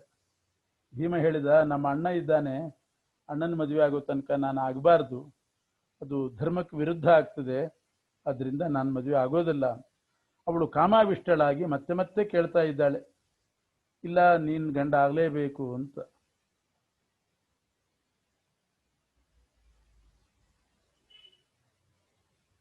ಸ್ವಾವೇಶಯುಗ್ಧಿ ಮರುದಗ್ರ ಪರಿಗ್ರಹಸ್ಯ ಸಾ ಭಾರತೀ ವರಮಿಮಂ ಪ್ರದದಾವಮುಷ್ಯೈ ಸ್ವಾವೇಶಮಾತ್ಮದಯಿತಸ್ಯ ಚ ಸಂಗಮೇನ. ಆ ಶ್ರೀ ಎನ್ನುವವಳು ಸ್ಪರ್ಧೆ ಮಾಡಿ ಶಾಪಗ್ರಸ್ತಳಾದವಳು ಭಾರತೀ ದೇವಿಯನ್ನು ಕೇಳ್ಕೊಂಡಿದ್ಲಂತೆ, ನಿನ್ನ ಆವೇಶ ನನ್ನಲ್ಲಿ ಬರಲಿ ಅಂತ. ಭೀಮನ ಸಂಘ ಆಗಬೇಕು, ಅದಕ್ಕೆ ನಿನ್ನ ಆವೇಶ ಬರಲಿ, ಇಲ್ದಿದ್ರೆ ಭೀಮನ್ನ ಯಾಕೆ ಮದುವೆ ಮಾಡ್ಕೊಂಡು ಕೇಳ್ತಾಳೆ. ಅದರಿಂದ ಭಾರತೀಯ ಆವೇಶ ಇತ್ತು ಹಿಡಿಂಬಿಯಲ್ಲಿ. ಭಾರತಿನೇ ವರ ಕೊಟ್ಟಿದ್ಲು, ಭೀಮನ ಸಂಘ ಆಗಲಿ ನಿನಗೆ ಅಂತ ವರ ಕೊಟ್ಟಿದ್ಲು. ಆದ್ದರಿಂದ ಹಿಡಿಂಬಿ ಮತ್ತು ಆವಿಷ್ಟಳು ಆಗಿದ್ಲು, ತಪ್ಪಿಲ್ಲ. ಆದ್ದರಿಂದ ಬಂದು ಕೇಳ್ತಾ ಇದ್ದಾಳೆ. ಮತ್ತು ಅಷ್ಟೇ ಅಲ್ಲ, ಶಾಪದಿಂದ ಮುಕ್ತಿನೂ ಆಗುತ್ತೆ ನಿನಗೆ ಅಂತಲೂ ಕೂಡ ಕೊಟ್ಟಿದ್ಲು. ಅದರಿಂದ ನೀನೇ ಗಂಡ ಆಗು, ಮದುವೆ ಮಾಡ್ಕೋ ಅಂತ ಅವಳು.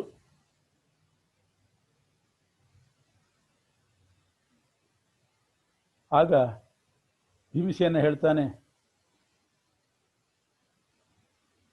ವೇದವ್ಯಾಸ ದೇವರು ಬಂದು ಹೇಳಿದರೆ ನಾನು ಮದುವೆ ಆಗ್ತೇನೆ. ಅವಳು ಅಂದ್ಲು, ವೇದವ್ಯಾಸ ದೇವರು ಬಂದು ಹೇಳ್ತಾರೆ ಆವಾಗ ನೀನು ಮದುವೆ ಆಗ್ತಿ ಹಾಗಾದ್ರೆ ಅಂತ ಅಂದವಳು. ವ್ಯಾಸರೇ ಬಂದು ಹೇಳ್ತಾರೆ ಆವಾಗಲಾದರೂ ಮದುವೆ ಆಗ್ತಿ, ಅಷ್ಟು ಜ್ಞಾನ ಇದೆ ತನಗೆ ಅಂತ ತೋರಿಸ್ಲಿಕ್ಕೆ ಆ ರೀತಿ ಹೇಳಿದ್ದು.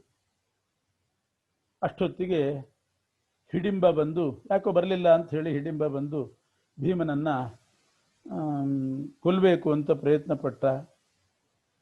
ಮಾಂಸ ತಗೊಂಡು ಬಾ, ನರರನ್ನ ಎಳ್ಕೊಂಡು ಬಾ ಅಂತಂದ್ರೆ ಇಲ್ಲಿ ಇವಳು ಮದುವೆ ಮಾಡ್ಕೋತೀನಿ ಅಂತ ಕೂತಿದ್ಲು. ಕೂಡಲೇ ಭೀಮನಿಗೆ ಶರಣು ಹೊಂದಿದ್ಲು. ದೂರ ಕರ್ಕೊಂಡು ಹೋಗಿ ಹಿಡಿಂಬನನ್ನ, ಯಾಕೆ ಮಲಗಿದ್ರು ಅವರೆಲ್ಲ ರಾತ್ರಿ, ಅವರಿಗೆ ನಿದ್ದೆ ಭಂಗ ಆಗಬಾರದು ಅಂತ ಹೇಳಿ ದೂರ ಕರ್ಕೊಂಡು ಹೋಗಿ ಯುದ್ಧ ಮಾಡಿ ಹಿಡಿಂಬನ ವಧೆ ಮಾಡ್ತಾನೆ.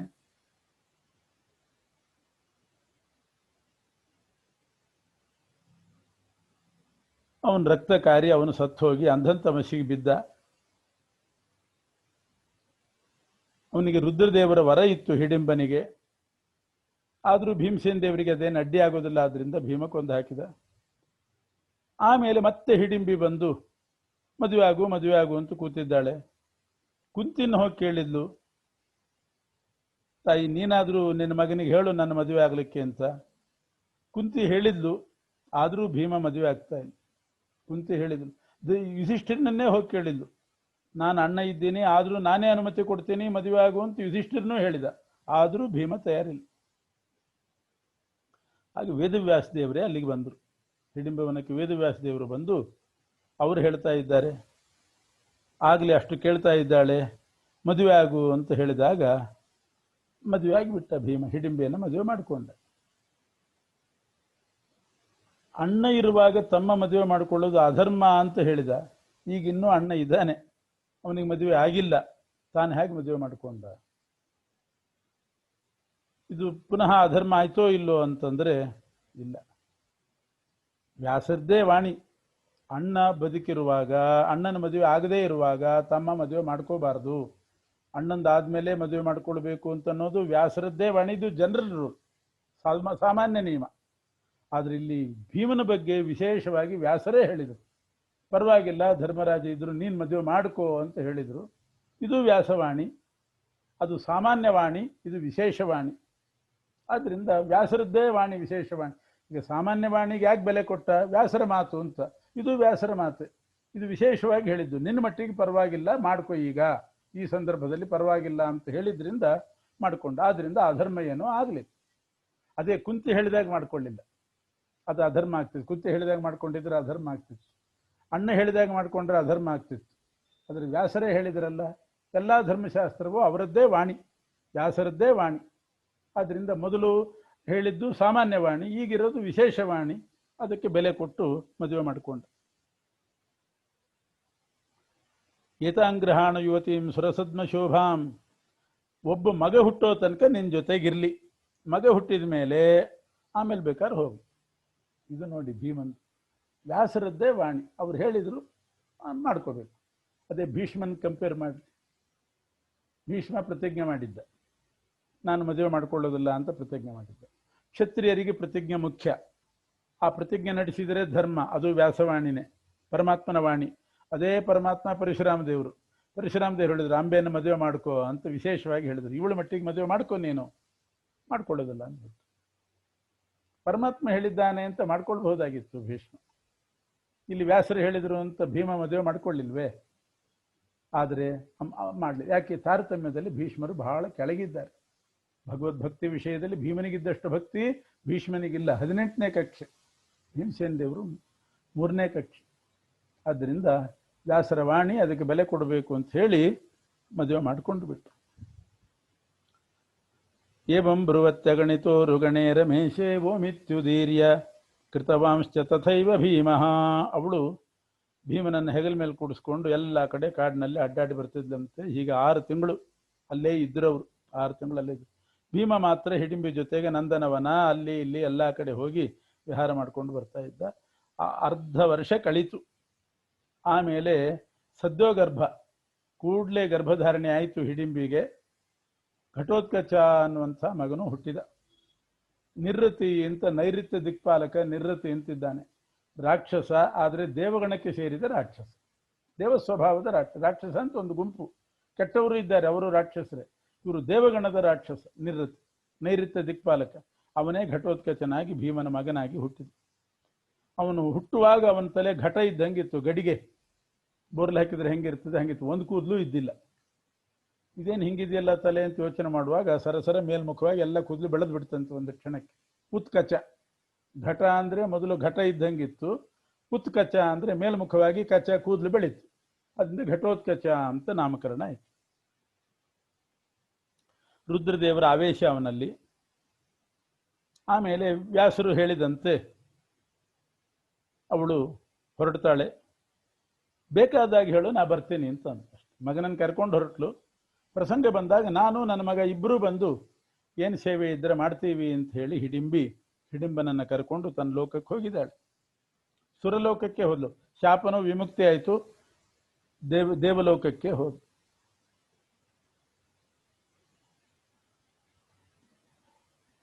ಆಮೇಲೆ ವೇದವ್ಯಾಸ ದೇವರು ಪಾಂಡವರನ್ನ ಕರ್ಕೊಂಡು ಏಕಚಕ್ರ ನಗರಕ್ಕೆ ಬರ್ತಾರೆ. ಏಕಚಕ್ರ ನಗರಕ್ಕೆ ಬಂದು ತಮ್ಮ ಶಿಷ್ಯರಾದ ಒಬ್ಬ ಬ್ರಾಹ್ಮಣರ ಮನೆಯಲ್ಲಿ ಇವ್ರನ್ನೆಲ್ಲ ಬಿಟ್ಟು ಹೋದರು. ಅವರಿಗೆಲ್ಲ ಬ್ರಾಹ್ಮಣ ವೇಷ ಹಾಕಿದರು. ಇವರೆಲ್ಲ ಒಬ್ಬ ಬ್ರಾಹ್ಮಣರು, ಕುಮಾರಕರಿವರು, ನನ್ನ ಶಿಷ್ಯರು, ನಾನು ಆಮೇಲೆ ಬರ್ತೀನಿ, ನಾ ಬರೋ ತನಕ ಇವ್ರನ್ನ ಈ ಮನೆಯಲ್ಲಿ ಅವಕಾಶ ಕೊಡಬೇಕು ಅಂತ ತಮ್ಮ ಶಿಷ್ಯ ಒಬ್ಬ ಬ್ರಾಹ್ಮಣನಿಗೆ ಏಕಚಕ್ರ ನಗರದಲ್ಲಿ ಹೇಳಿ ಅವರ ಮನೆಯಲ್ಲಿ ಪಂಚಪಾಂಡವರನ್ನ ಕುಂತಿಯನ್ನ ಬಿಟ್ಟು ವ್ಯಾಸರು ಕೂಡ ಹೋದರು. ಹಿಡಿಂಬಿ ಮದುವೆ ಮಾಡಿಸ್ಲಿಕ್ಕೆ ಬಂದಿದ್ದರು. ಏಕಚಕ್ರ ನಗರಕ್ಕೆ ಕರ್ಕೊಂಡು ಹೋಗಿ ಅಲ್ಲಿ ಬಿಟ್ಟು ಮುಂದೆ ಹೋದರು. ಅಲ್ಲಿ ಬ್ರಾಹ್ಮಣ ವೇಷದಲ್ಲಿದ್ದವರು ಭಿಕ್ಷೆ ಬೇಡ್ಕೊಂಡು ಅವರು ಜೀವನ ಮಾಡ್ತಾ ಇದ್ರು ಏಕಚಕ್ರ ನಗರ. ಇದನ್ನು ಮೊದಲೇ ಹೇಳಿದ್ದ ಭೀಮ, ನಮ್ಮೂರು ನಾವು ಬಿಟ್ಟರೆ ಭಿಕ್ಷೆ ಬೇಡಬೇಕಾಗ್ತದೆ ಅಂತ ಅಂದಿದ್ದ. ಅದೇ ಪ್ರಸಂಗ ಬಂತು. ಮುಂದೆ ಏಕಚಕ್ರ ನಗರದಲ್ಲಿ ಹೇಗೆ ಭಿಕ್ಷೆ ಬೇಡ್ತಿದ್ರು, ಅಲ್ಲಿ ಭೀಮನ ಪೌರುಷ ಏನು, ಪರಾಕ್ರಮ ಏನು, ಆ ಏಕಚಕ್ರ ನಗರದಲ್ಲಿ ಬಕಾಸುರ ಸೇರ್ಕೊಂಡಿದ್ದ, ಅವನನ್ನು ವಧೆ ಮಾಡಿದ್ದು, ಅದೆಲ್ಲ ನಾಳೆ ದಿವಸ ಮುಂದುವರಿಸ್ತೇನೆ. ಕೃಷ್ಣ ಅರ್ಪಣ.